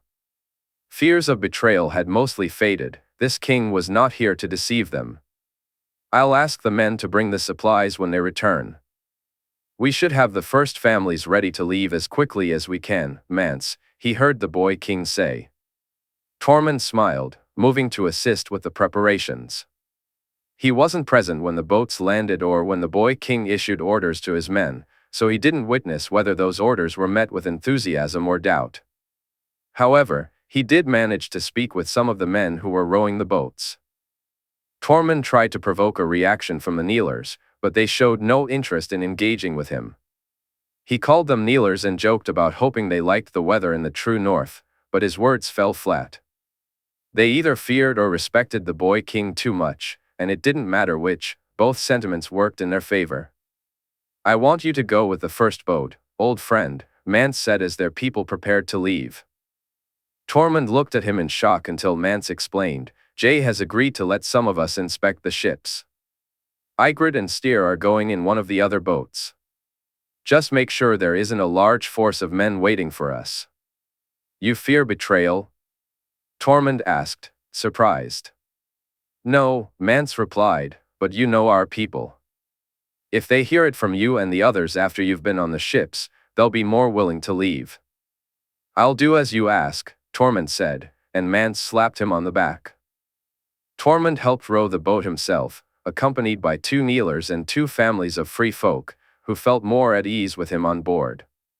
At least the parents did. The children were animatedly discussing something called a yencher, whatever that was. They sat with smiles on their faces, clearly excited, and Tormund recognized some of them as those who had spent time with the boy king. Jay said the new lands have green fields and a lake full of fish, one child exclaimed. A stone house. What would it be like to live in a stone house? Another wondered. Warm, replied yet another. Shaking his head, Tormund found himself smiling at their enthusiasm. As they drew closer to the large ship, he finally got a better look at it. It was enormous, and it took him a moment to climb onto the deck. To his surprise, he saw men standing there with food in their hands. Even more astonishing was the way they interacted with the children, offering them candied apples. Tormund watched as one of the men patiently showed a child how to eat it, and he couldn't help but feel a sense of hope for what lay ahead. Tormund rarely witnessed so many smiling faces at once. Each child was given a warm smile, and together they were led to their new accommodations. He realized that the boy king had the power to bring countless men on these ships, yet there were surprisingly few present, fewer than he had anticipated. There were just enough to sail the vessels, and a thought struck him as they walked below deck. The ships had been sent with such a small crew to make room for more of the free folk. The boy king prioritized getting as many of them away from here as quickly as possible, valuing their escape over the safety of the ships themselves. He didn't fear that the free folk would attempt to take control or overwhelm the crew. Instead, he placed as much faith in their word as they did in his. This conviction solidified Tormund's belief that the boy king was a good man, a true leader. As Mother Mole had foretold, he was the prince that was promised, destined to guide them through the long night. Once Tormund ensured that everyone was settled and the boats were ready to return to shore, this time carrying supplies, he bid them farewell and joined the others. There was much work to be done, and the boy king would wield his axe to help them through it all. At Hardhome in 299 AC, Arthur spent the entire day and most of the night loading the ships. As soon as they were ready, they set sail without delay. The ships would unload at Eastwatch before returning. Arthur stood with Walder, Loras, and Oberyn, watching as Jae gazed out over the empty waters. He knew that Rhaenys was flying overhead part of the way, not too far, so she could return within the hour, but just enough to ensure the ships encountered no trouble. Ahead of them, some eagles soared towards Eastwatch and the lands beyond. Jae was settling the free folk in before they ventured deeper into the gift. He waited alongside the others until he felt ready to walk back to the camp. As he did, he noticed Jae taking more purposeful steps, as if the weight of uncertainty had lifted. It seemed he had been anxious about whether they would manage to get the ships here on time or convince the free folk to leave. In truth, they had nearly succeeded even before their arrival. Jae's nervousness had eased somewhat after the fight with the cannibal, a confrontation that Arthur wished he hadn't had to partake in, but one he understood was necessary. As they walked through the camp, Arthur observed the way the people looked at their king. The hope in their eyes had transformed into a deep belief, one that Jae shared wholeheartedly. They would lead these people from here to the lands south of the wall, and then they would prepare for whatever challenges lay ahead. The people believed it, Jae believed it, and Arthur believed it too. With lighter hearts, they settled down that night. "Will you sing, Jae?" Benjen asked as they finished their meal, the free folk around them all looking on eagerly. "Again?" Jae replied with a small laugh. Again. "It's either you or Tormund," Ygritte shouted. "Very well, since you asked so nicely," Jae said, glancing at Ygritte, who laughed as she moved closer to Quentyn. It had become a nightly tradition for Jae to sing around the fire, sometimes performing psalms he knew and at other times trying out new ones. Some were psalms penned by Rhaegar, others were his own creations. Each time he finished singing, the routine that followed was always the same, and Arthur doubted tonight would be any different. So, he sat back and listened, enjoying the familiar warmth of Jae's voice. Jae sang a couple of psalms to warm up, and then, as he grew quieter, a usual sign that he was about to share something new, he began. "I walked across an empty land. I knew the pathway like the back of my. I felt the earth beneath my feet as I sat by the river, and in that moment, I felt complete. Oh, simple thing, where have you gone? I'm getting older, and I need something to rely on. So tell me, when are you going to let me in? I'm getting tired, and I need somewhere to begin. I came across a fallen tree, its branches reaching out to me. Is this the place we used to love? Is this the place I've been dreaming of? Oh, simple thing, where have you gone? I'm getting older, and I need something to rely on. So tell me, when are you going to let me in? I'm getting tired, and I need somewhere to begin. And if you have a moment, why don't we go talk about it somewhere only we know? This could be the end of everything, so why don't we go somewhere only we know? Somewhere only we know. Oh, simple thing, where have you gone? I'm getting older, and I need something to rely on. So tell me, when are you going to let me in? I'm getting tired, and I need somewhere to begin.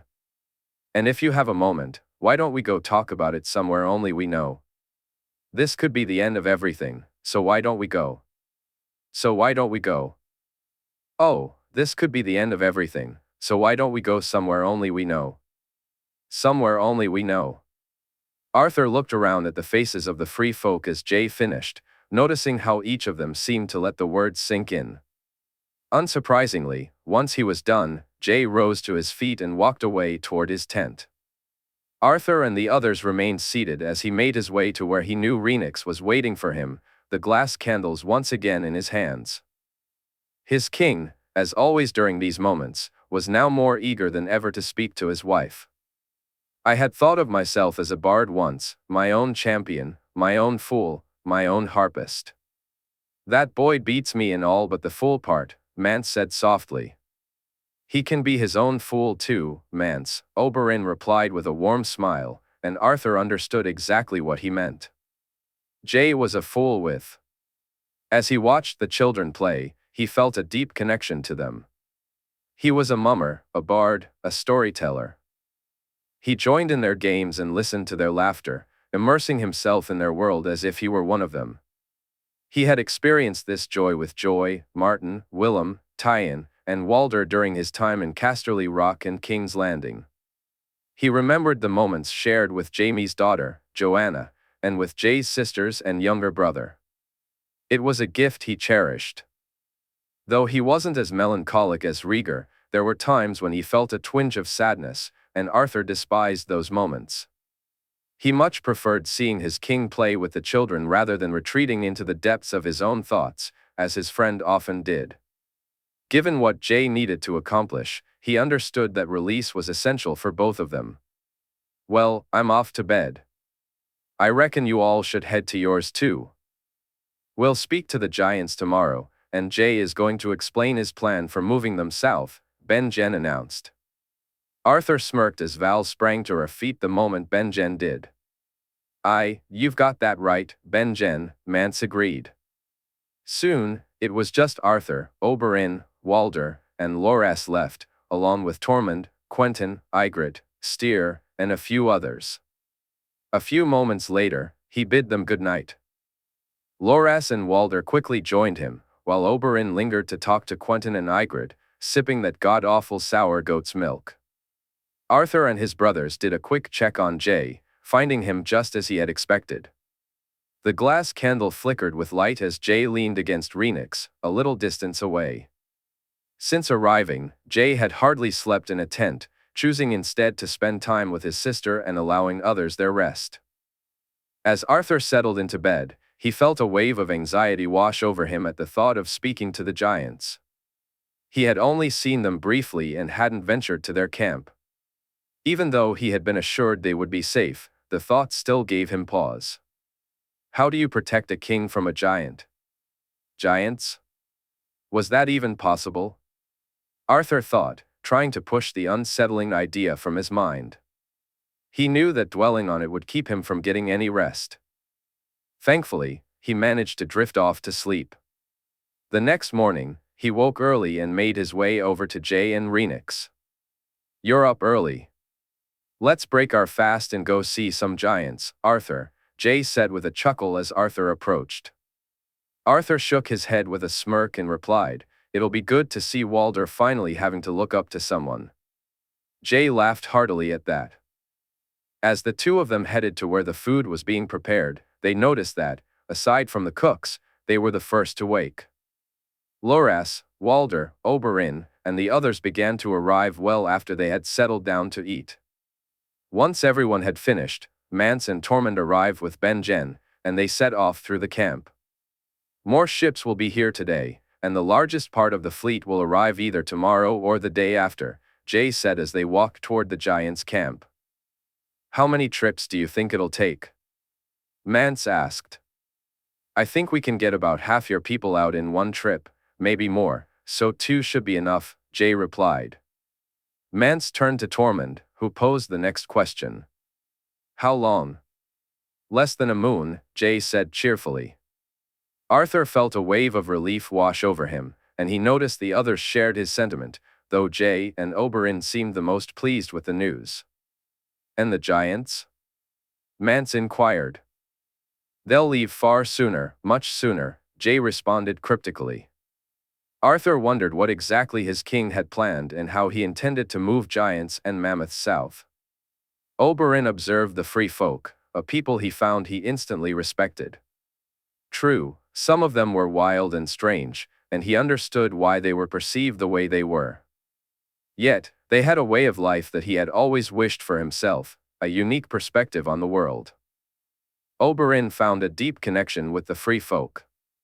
They had their own rules and cared for their families, but they enjoyed a level of freedom he had never witnessed before. Each man and woman chose their own path in life. They could follow the king if they wanted, stay with their clans if they chose, and remain with their families if that was their desire. Once a person was old enough to bear arms and hunt for food, they were truly free, no one would dictate otherwise. At first, this independence made them wary of his nephew. Yet, just like everyone else, they began to see the truth of Jae once they spent time with him. Nowhere was this more evident than in his interactions with the children, and Oberyn marveled at the way Jae engaged with them. Quentyn and Ygritte had both mentioned this to him, and while he tried to explain it as best he could, he was certain he hadn't done it justice. You know what he thought he was, Quentyn, what he believed himself to be, Oberyn said, glancing at his nephew as they spoke in his tent. I know he was raised as a bastard, but how does that make him treat children so? Quentyn asked. What's a bastard? Ygritte chimed in, and Oberyn chuckled. If only the rest of the realm asked themselves that question, he thought. A bastard is a child born to parents who aren't married, Quentyn replied, and Ygritte looked puzzled, wondering why that would be an issue. South of the wall, there are those who believe that makes the child lesser, Oberyn said with disdain. For Jae, it was ingrained in him that he was lesser for the first 6 years of his life. Later on, he suffered because of this, seeing how people looked at him, a child, because of it. He acts the way he does partly because of that. Unlike those who merely recite the words of the gods, he understands them far better than most. All children are innocent in the eyes of the mother, and I wish more people would remember that. Oberyn paused, reflecting on how much more he could say, but he knew this was only part of the story. Oberyn understood that there was more truth to the situation than what he could articulate. Simply stating that, at heart, Jae was just a child didn't feel like a satisfactory answer. He recognized that the free folk had warmed to Jae, not only because of his ability to wield Lightbringer or the arrival of the ships but also due to the way he interacted with their children. This connection made him genuine in their eyes in a way that nothing else could. As they approached the giant's camp, a peculiar thought crossed his mind: what would a giant's child look like? He laughed out loud, grateful that he had done so before they arrived at the camp rather than afterward. The last thing he wanted was to offend the giants with his laughter. Jae glanced at him, his expression curious. Oberyn was about to share the source of his amusement when he saw them. It was a sight he would remember for a long time. Although he had seen 1 or 2 giants at the main camp, witnessing them in their own environment was far more impressive. He wasn't alone in his astonishment. Loras, Walder, and Arthur stood almost dumbstruck by the scene unfolding before them. Their king? Jae asked Mance. They have no king, Jae. Not even I can claim that title, Mance replied. Magmar Tundo Weg, Mag the Mighty, he speaks for them and leads their clan, but don't call him a king. He wouldn't appreciate it, Mance added with a chuckle. Jae nodded in response, his silence speaking volumes. Oberyn glanced at Arthur, Walder, and Loras, who all seemed to be trying to grasp what they had walked into. Knowing Arthur as he did, Oberyn sensed his concern for Jae's safety. He understood that in this place, protecting Jae would be nearly impossible. If the giants were hostile, then their fate would be sealed. Yet, surprisingly, Jae did not appear fearful. Mance, Tormund, and Benjen Stark didn't either, so Oberyn relaxed as they walked to take a seat beside Mag the Mighty, while Jae prepared to lay out his plans. He noticed Jae glancing curiously at a giant even larger than Mag, a small smirk on his nephew's face piquing Oberyn's curiosity. Then he heard Mance begin to speak in a language he didn't understand. This is the king from south of the wall. He comes with a proposal, Mag. He's a good man, you should listen, Mance said. Yes, Mance, the giant replied, his voice deep and bellowing. He'll listen, Jae. Go ahead. Oberyn watched as Jae stepped forward. What comes for us all, man, giant, mammoth. All will fall if we stay here. Mance and the free folk have agreed to come south of the wall. I ask you to do the same, Jae declared. Oberyn glanced at his nephew, then at the giants, who were now watching Jae with keen interest. Mance and Tormund also regarded him with surprise. But it was the large giant Jae had looked at earlier who seemed to be paying the most attention. Glun? Mag asked loudly. Mance didn't ask you to kneel, nor will I, Jay replied confidently. Don't kneel. Mance didn't ask you to, and neither will I, Jay said. Mag glanced at Mance, who nodded in agreement. How will you bring us south, us and our mammoths? Mag inquired. Those who can will ride, while those who cannot will walk, Jay replied. Oberyn noticed Mag shake his head. The wall is too far, and the others are marching too. My people will be cut down long before we reach it, Mag said, his voice growing louder. You won't be marching to the wall, and I give you my oath that there will be no one else between here and where you march. So I ask you, will you come south with the rest of the free folk? Jay urged, and for the first time, Oberyn detected hesitation and doubt in his nephew's voice. Mance, do you trust his oath? Mag asked, turning his gaze to Mance. I'm willing to put my life, Dallas, our babes, and the free folks in his hands, Mag. So yes, I trust his oath, Mance affirmed. Mag nodded. We go south, he declared loudly. Oberyn noticed the smiles on Jay's and Mance's faces as they made their way back to the camp. Curiosity got the better of him, and he asked Jay what had transpired. Jay explained everything. He and Mance had spoken the old tongue, a language Jay had learned over the years thanks to Walder's grandmother. The large guard looked at him with pride as he continued. There's power in words, Jay said. Knowing them unlocked a door in the crypts at Winterfell. I have a feeling I'll need to know more in the future. He revealed that with the help of the glass candles, books, and guidance from Eamon, Sherera, Missandei, and others, the words began to flow easily for him, much like Valyrian. Arthur chimed in, suggesting it had something to do with Jay's dragon blood, claiming that Targaryens often pick things up more quickly than others. However, Jay shook his head. No, this was all wolf, he insisted. How are you going to get them south, Jay? Mance inquired, a hint of skepticism in his voice. Jay smiled. I'm going to build the largest bridge the North has ever seen. The statement caught the attention of both Mance and Oberyn, who exchanged curious glances. They were in Hardhome, 299 AC, a strange place inhabited by even stranger people. Oberyn had felt a twinge of worry upon seeing the giants, knowing he was outmatched. If things had turned violent, he wouldn't have been able to keep his promise to his sister. Thankfully, it hadn't come to that. As they returned to the Free Folk camp, he felt a wave of relief wash over him. He only had to look up at Walder instead of everyone around him. Yet, Jay's mention of building a bridge puzzled him. As Mance headed back to his tent, Oberyn, Tormund, and Benjen followed Jay to the edge of the water, where they watched him gaze out at the expanse before them. A strange thought crossed Oberyn's mind, one he knew couldn't be true, yet it lingered there, refusing to leave. He turned to Walder and Arthur. Is he building a bridge across the sea? He asked, feeling a bit foolish as he did so. I believe he is, Walder replied.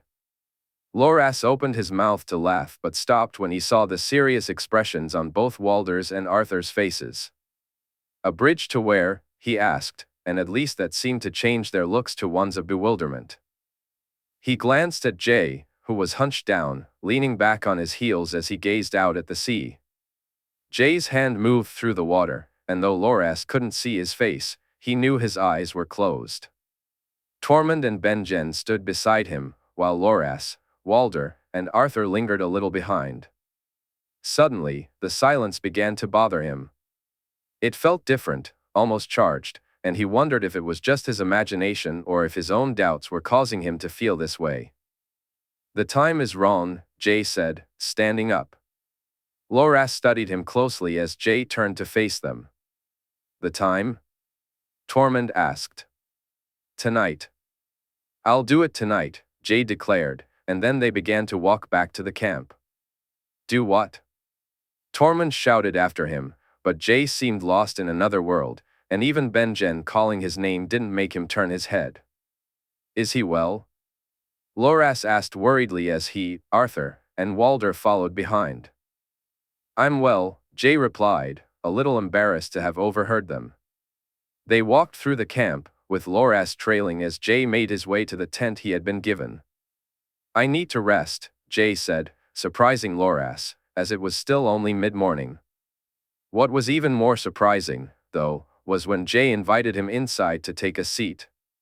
Loras looked at him curiously as he did so. Jay? I spoke to Marjorie last night.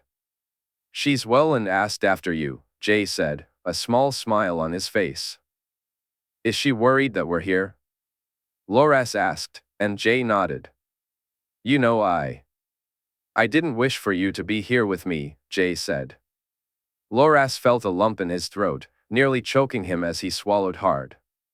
I wanted you there with her, by her side, but she wished you by mine. Jay's smile broadened. Why didn't you wish for me to be with you? Loras asked, his voice trembling slightly. I have Arthur, Walder, Renix, and while she has Barristan, Ser Richard, Jors, and Ser Rabar, it's you that I trust with her. You are the one I want by her side, just like my father wished for Arthur to be by my mother's side. Jay's words filled Loras with a sense of pride. I'm not Arthur, Jay, he replied softly, shaking his head. You are to me, Loras. You are to me. Do you know how often I think of the Tower of Joy, of my mother? I would imagine it's often, Loras said. It's every day, Loras, every single day. The smallest things make me think of it, how it could have been, how it was, and why it was. I think of my father leaving for war, and as he did, he left Ser Gerald, Ser Oswell, and Arthur to guard what was most precious to him. He left them there because he knew. Jay turned away, wiping his eyes. Loras felt a knot tighten in his chest as he realized his friend was crying. Jay turned back to him, his eyes still glistening with unshed tears. My father knew those men would give their lives, Loras. But that's true of all Kingsguard. I know Barristan, Jors, Richard, and Rabar, I know they would face death. Walder, Arthur, I know, but my father trusted Arthur more than any man.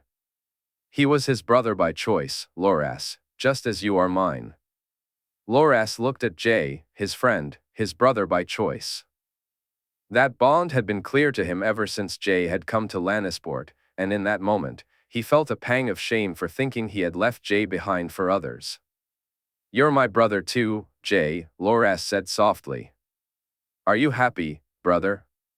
Jay asked, catching Loras by surprise. What? Are you happy? I didn't mean to pry, but ever since Satin left, It's been hard, Jay, I won't lie. I considered going with him. I've thought about it ever since then, even imagined leaving and heading to Dorne. Why haven't you?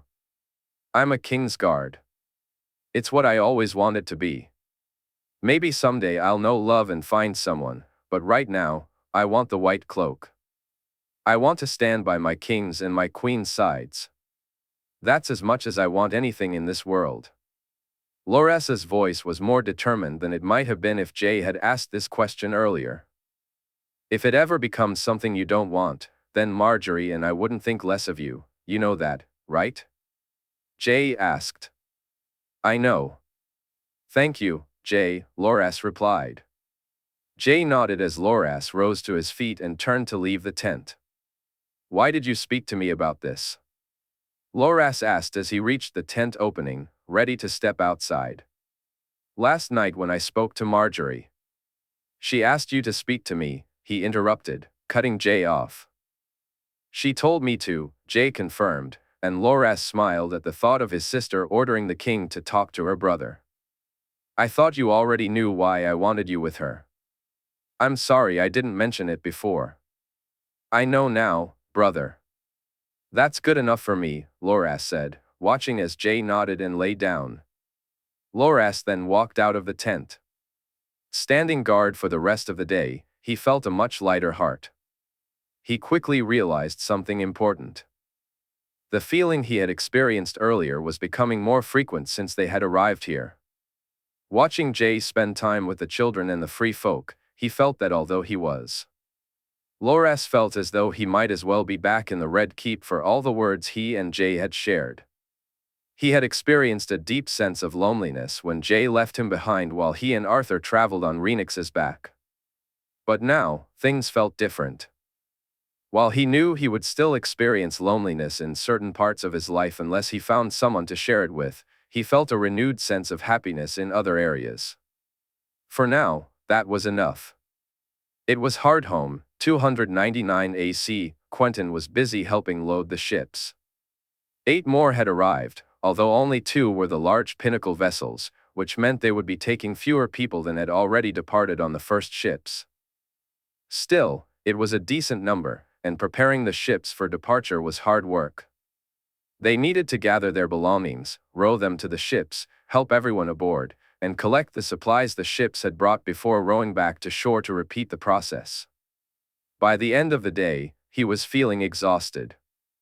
As the last of their people boarded, night began to fall.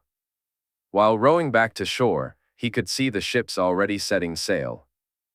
Each pinnacle ship could carry almost 400 people, and the smaller ones a little over 100. In total, over 1,000 people had just been sent to safety. More than 2,000 had already left, and when the rest of the fleet arrived, they would send almost 40,000 people south, nearly half their number. It was a staggering thought, one that he could barely comprehend. He couldn't even imagine how long it would take to fill those ships, and he hoped Mance had crews ready to take over the rowing because he felt drained after just half a day of rowing back and forth. The thought of doing it all again tomorrow was daunting. When he finally reached the shore, he was surprised to see Jay standing with their uncle and Ygritte. He knew he wouldn't be able to pass by without speaking to him, and that thought filled him with a mix of anxiety and anticipation. Quentin felt a wave of nervousness wash over him, despite the encouraging words from both Ygritte and Oberyn. "Good work, Quent." "I'm off to my bed," Jaehaerys said. "Bed? There's still plenty of time for drinking," Minda chimed in. Quentin knew that the large woman would indulge in more than one drink before finally turning in for the night. He bid them goodbye and walked slowly toward Jay, feeling his cousin's eyes on him the entire way. When he reached Jay, words failed him, and he was relieved when Ygritte broke the silence instead. But Jay didn't stay quiet for long, and what he said surprised Quentin. "I spoke to Gilly and the women you brought here. They'll be leaving on one of the next ships, and that's thanks to you," Jay said. "I did what any man would, Jay," Quentin replied. Ygritte scowled at him. She always thought more of him than he did of himself. But then again, she had only truly known him since he arrived here, not the man he had once been. True, but it wasn't just any man, Quentin. It was you. "You should be proud of that," Jay said. Quentin glanced over to see Ygritte looking at him with pride. "When we get south of the wall, you have a choice to make," Jay continued. Ygritte interrupted, "He's not going back to the crows. They won't take his head." Despite his nerves, Quentin smiled at her. "No, he's not going back." "That's not the choice I was talking about," Jay clarified. "What is it you would ask of me, Jay?" Quentin inquired. "You can never go back, Quentin, not even to visit. Dorne, the south, the north. Should you step foot off my lands without my permission, you will face justice for your desertion and for the lives of the men who died so you could do so," Jay stated firmly. "You." Ygritte began, but Quentin quickly interrupted. "Ygritte," he said, shaking his head to stop her before she could say something they'd both regret. "If you stay on my land. However, either just while the free folk are here or later, should you and they wish to stay, if you remain on my lands, then you'll do so as a free man," Jay said. Quentin looked at him, then at Ygritte, and finally at his uncle. Jay said no more and simply walked away, heading toward where the white dragon waited. If Quentin hadn't been so shocked by Jay's words, he would have kicked himself for not noticing the dragon lying in the snow just a few feet away. "What does this mean?" Ygritte asked, watching as the dragon took to the sky with Jay on its back. As Jay said, Quentin is free as long as he stays with the free folk. If he leaves and tries to return to Dorne or go anywhere else, he'll face a death sentence, Oberyn explained. So the crows can't touch him? Ygritte inquired. Not unless they want to anger my nephew, Oberyn replied, and Quentin turned to him. My mother, he asked softly. I'm sure Jay will allow her to come and speak with you, nephew. We can perhaps arrange a visit, Oberyn assured him.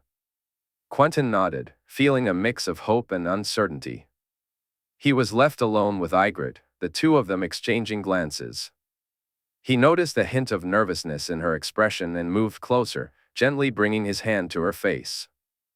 We are free, you and I, born free, and will die free, together. But not today, he said softly. Not today, she replied, and he leaned in to kiss her. They made their way back to the tents, Ygritte grabbing some food for them to eat inside, away from the others for once. Quentin even drank some sour goat's milk, and together they shared their furs, doing what free people do. It felt different, and he wondered if it was because they now had a future. Each day spent with her had, in some ways, felt like a day under a cloud, even. Since Jay and the others had arrived, everything felt different. As they lay together, she searched deep into his eyes and said, You're mine. Mine, as I'm yours. And if we die, we die. All men must die, Quentin, but first we'll live. First we live, he replied, kissing her again. Hardhome, 299 AC, Jaehaerys Targaryen soared through the sky, taking in the vast expanse below him. The distance was more than he had anticipated, yet he felt a familiar pull. He had seen this place before, and he would build it once more. Rhaenys, his dragon, relished having him on her back. They hadn't flown together since their arrival, and both had missed it. She swooped low over the water, splashing him playfully before soaring high, where the world below faded into the distance. When they reached the island, he instructed Rhaenys to fly over it slowly. What he saw surprised him. The land was rocky and deserted, but there were some decent patches near the center. He had her land in a large open space. Climbing down from her back, he walked across the grass, which served as grazing ground.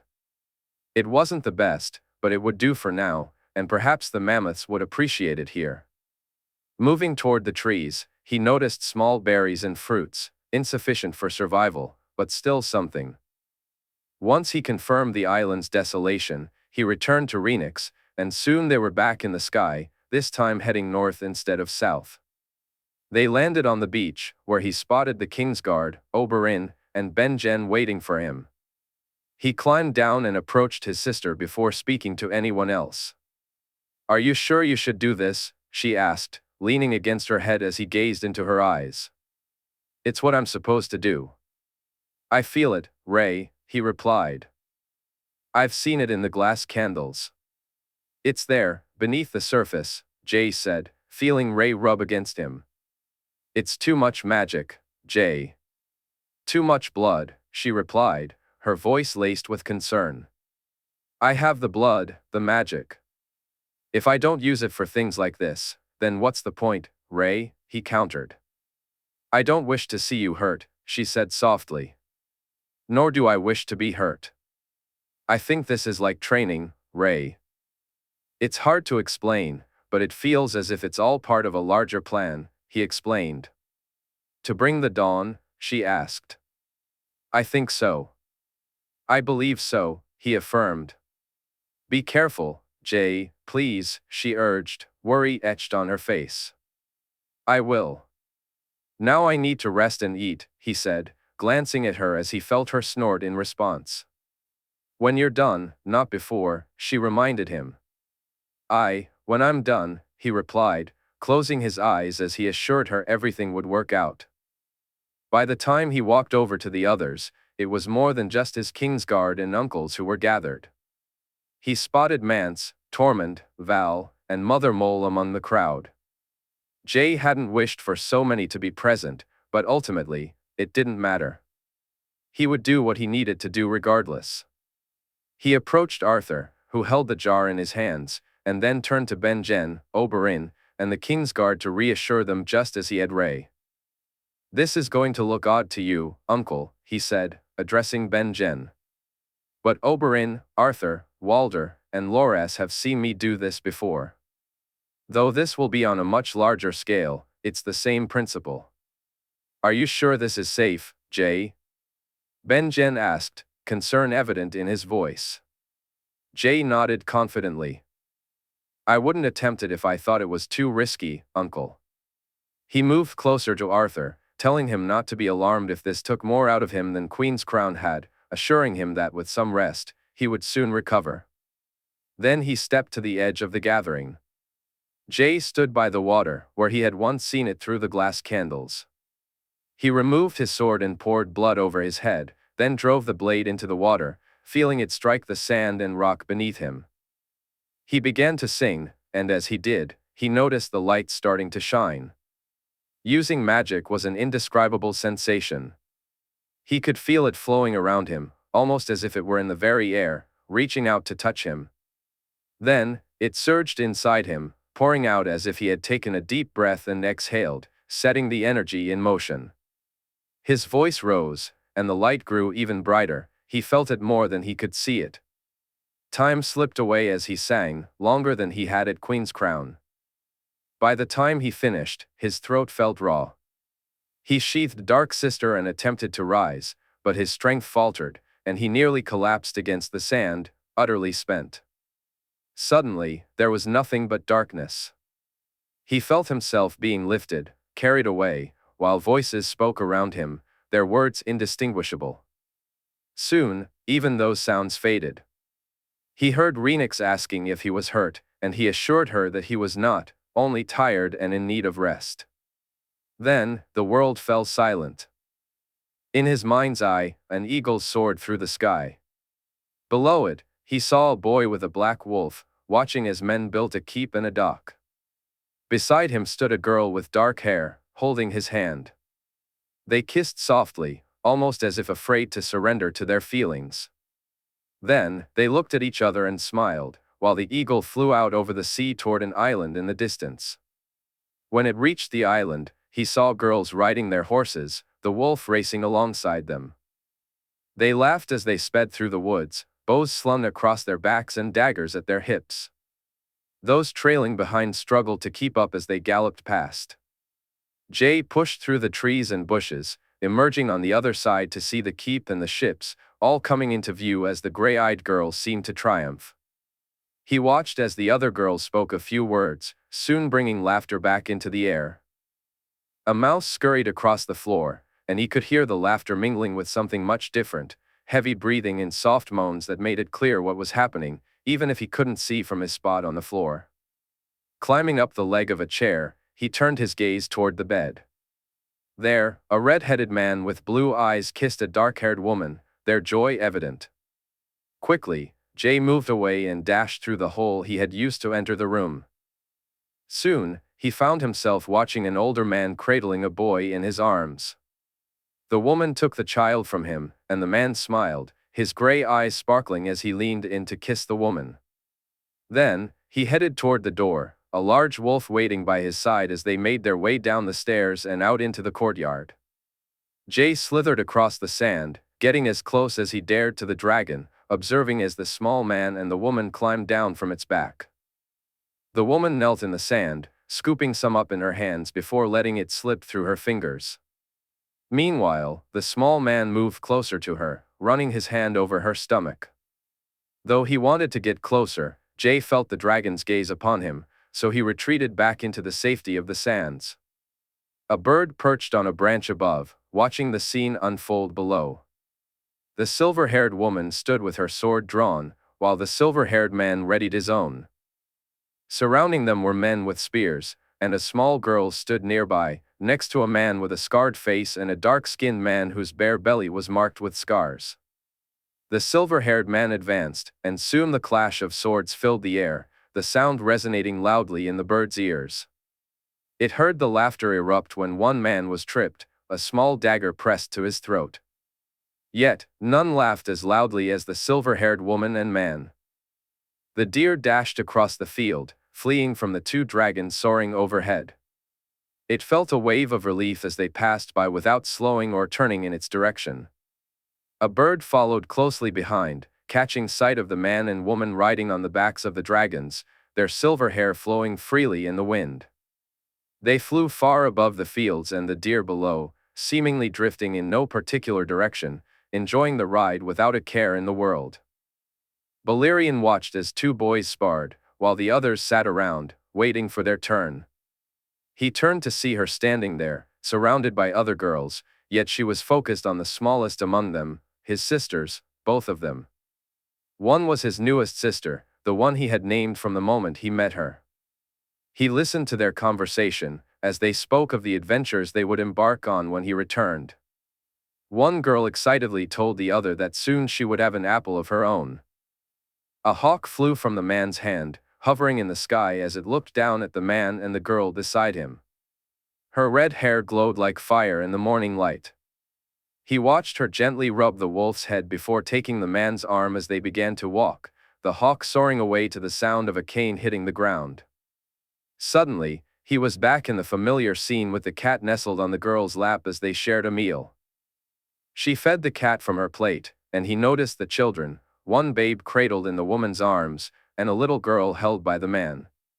His family, the family he had chosen. Before he knew it, he found himself in an even more familiar place. His red eyes met the worried expression on the woman's face as she held the glass candle in her hand, softly calling his name. "Jay, answer me, please," she said, her voice laced with concern. In response, he moved like the wolf, quickly and silently licking her hand before nuzzling against the swell of her stomach. "Jay?" she asked again, her voice filled with urgency. Jay looked at the wolf, who licked her hand again. "Is it you? Are you hurt?" He did his best to reassure her, trying to convey that he was well. Once he felt confident she understood, he knew he was ready to leave. Opening his eyes, Jay saw Arthur and Loras sitting on either side of him. It was Arthur who noticed he was awake first. "Thank the gods. Are you well? Do you feel any pain?" Arthur asked. Jay tried to respond, but at first, no words came out. Then, a soft, scratchy voice, unfamiliar to him, broke the silence. "Water," it said. The sound was so foreign that he felt as if someone else was with them in the tent. Loras quickly grabbed the water, and Jay drank it down eagerly, spluttering a little in the process. He asked for another mug, relieved to hear his voice sounding a bit more like his own. He took the second mug more slowly but finished it as well, asking for yet another, this time sipping it carefully. "How long?" he asked. 5 days, Loras replied. "The ships? The free folk? The fleet has arrived and is being loaded. We thought to send you with them, but that old witch insisted you needed to stay here. When we tried to move you, Renix made it clear you were to remain where you were," Loras explained. "Did it work?" Jay inquired. Arthur chuckled. "Work? It worked. You should see it, Jay," he said with a laugh. Jay wanted nothing more than to see it, but he felt too weak. He asked Loras to fetch him some food and to let the others know he was awake. Oberyn, Benjen, Mance, Tormund, Mother Mole, Steer, all of them wanted to see him. He was grateful when Arthur decided to keep it to just his uncles and Mance for now. "You gave me quite the scare, nephew," Oberyn said, smiling as he brushed Jay's hair from his face. Me? He almost bloody killed you." "Don't do things like that," Jay replied. "Jay, I'm not a young man anymore," Benjen said, only half joking. "I'm sorry, I didn't realize it would take so much out of me." He sighed. "I have no idea how you manage to do half the things you do. This is beyond my understanding. It truly worked?" he asked, his voice finally sounding almost back to normal. "It did. Now, where does it go?" Benjen inquired. Skane, Jay replied. Both his uncles, Arthur and Loras, exchanged incredulous glances. You built a bridge from here to Skane? Oberyn asked, his tone filled with both wonder and doubt. I rebuilt a bridge. It was there, I just brought it back to the world, Jay explained. He noticed Oberyn shake his head in disbelief. Once they were all sure he was feeling better and would soon be up and about, Mance was let in, and Jay shared the same news with him. Later that day, he finally managed to get up and move around, though he needed help. He was more than grateful for Walder, who assisted him over to where Rhenix rested. You felt me? He asked her. Lucky for you I did. If I hadn't, we wouldn't be speaking right now, little brother, she replied, and he chuckled. I think I knew. I think I knew I had to speak to you, Ray. I had to let you know. Good, because I don't like this place, Jay. It feels wrong. Wrong? He questioned. Since you fell, it feels wrong. We should leave, all of us. We should leave now, she insisted. He nodded in agreement. Walder helped him down to the seashore, and as he looked out, his gaze was drawn not to the more than 24 pinnacle ships or the rest of the fleet, but to the bridge. It stretched as far as the eye could see, rising several feet above the crashing waves. It was wide enough for 6 or 7 men to walk comfortably in a line. He nodded to Walder, and Jay leaned down to touch the stone, feeling its firm, solid surface. Has anyone walked on it yet? He asked. He was informed that Tormund, Mance, and a few others had. Any giants? He inquired. No, came the reply. He nodded and turned his gaze toward the ships approaching them, watching as they were being loaded. Curious, he asked how many had been loaded so far and learned that about a quarter or more had already sailed south. Can they dock at the bridge? He wondered, but no one had an answer. So, he requested that word be sent to one of the captains of the pinnacles to see if it could be done. If it were possible, they could load people much more quickly, and he sensed that they would need to. He called for Mance. Please send for 1-1 and ask the giant to test the bridge. Bring a mammoth too, he added, feeling fatigue wash over him once more. I need to rest, Oberyn, Benjen. See if you can get the ships to dock and then load the people from the bridge. Mance, if 1-1 can cross the bridge with a mammoth, speak to Mag and the others. Skane is at the other end, and it'll be a safe place for them until we can move them further south. Who knows, perhaps they'll want to stay there. I'll speak to them. You go rest, Jay, Mance replied. With assistance, Jay made his way back to the tent and lay down. He didn't want to sleep, yet he knew he had to. He was exhausted and no good to anyone in his current state, he needed rest. He just hoped he wasn't wasting valuable time.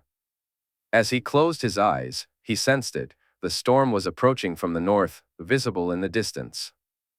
As he drifted off to sleep, he hoped that it would stay there.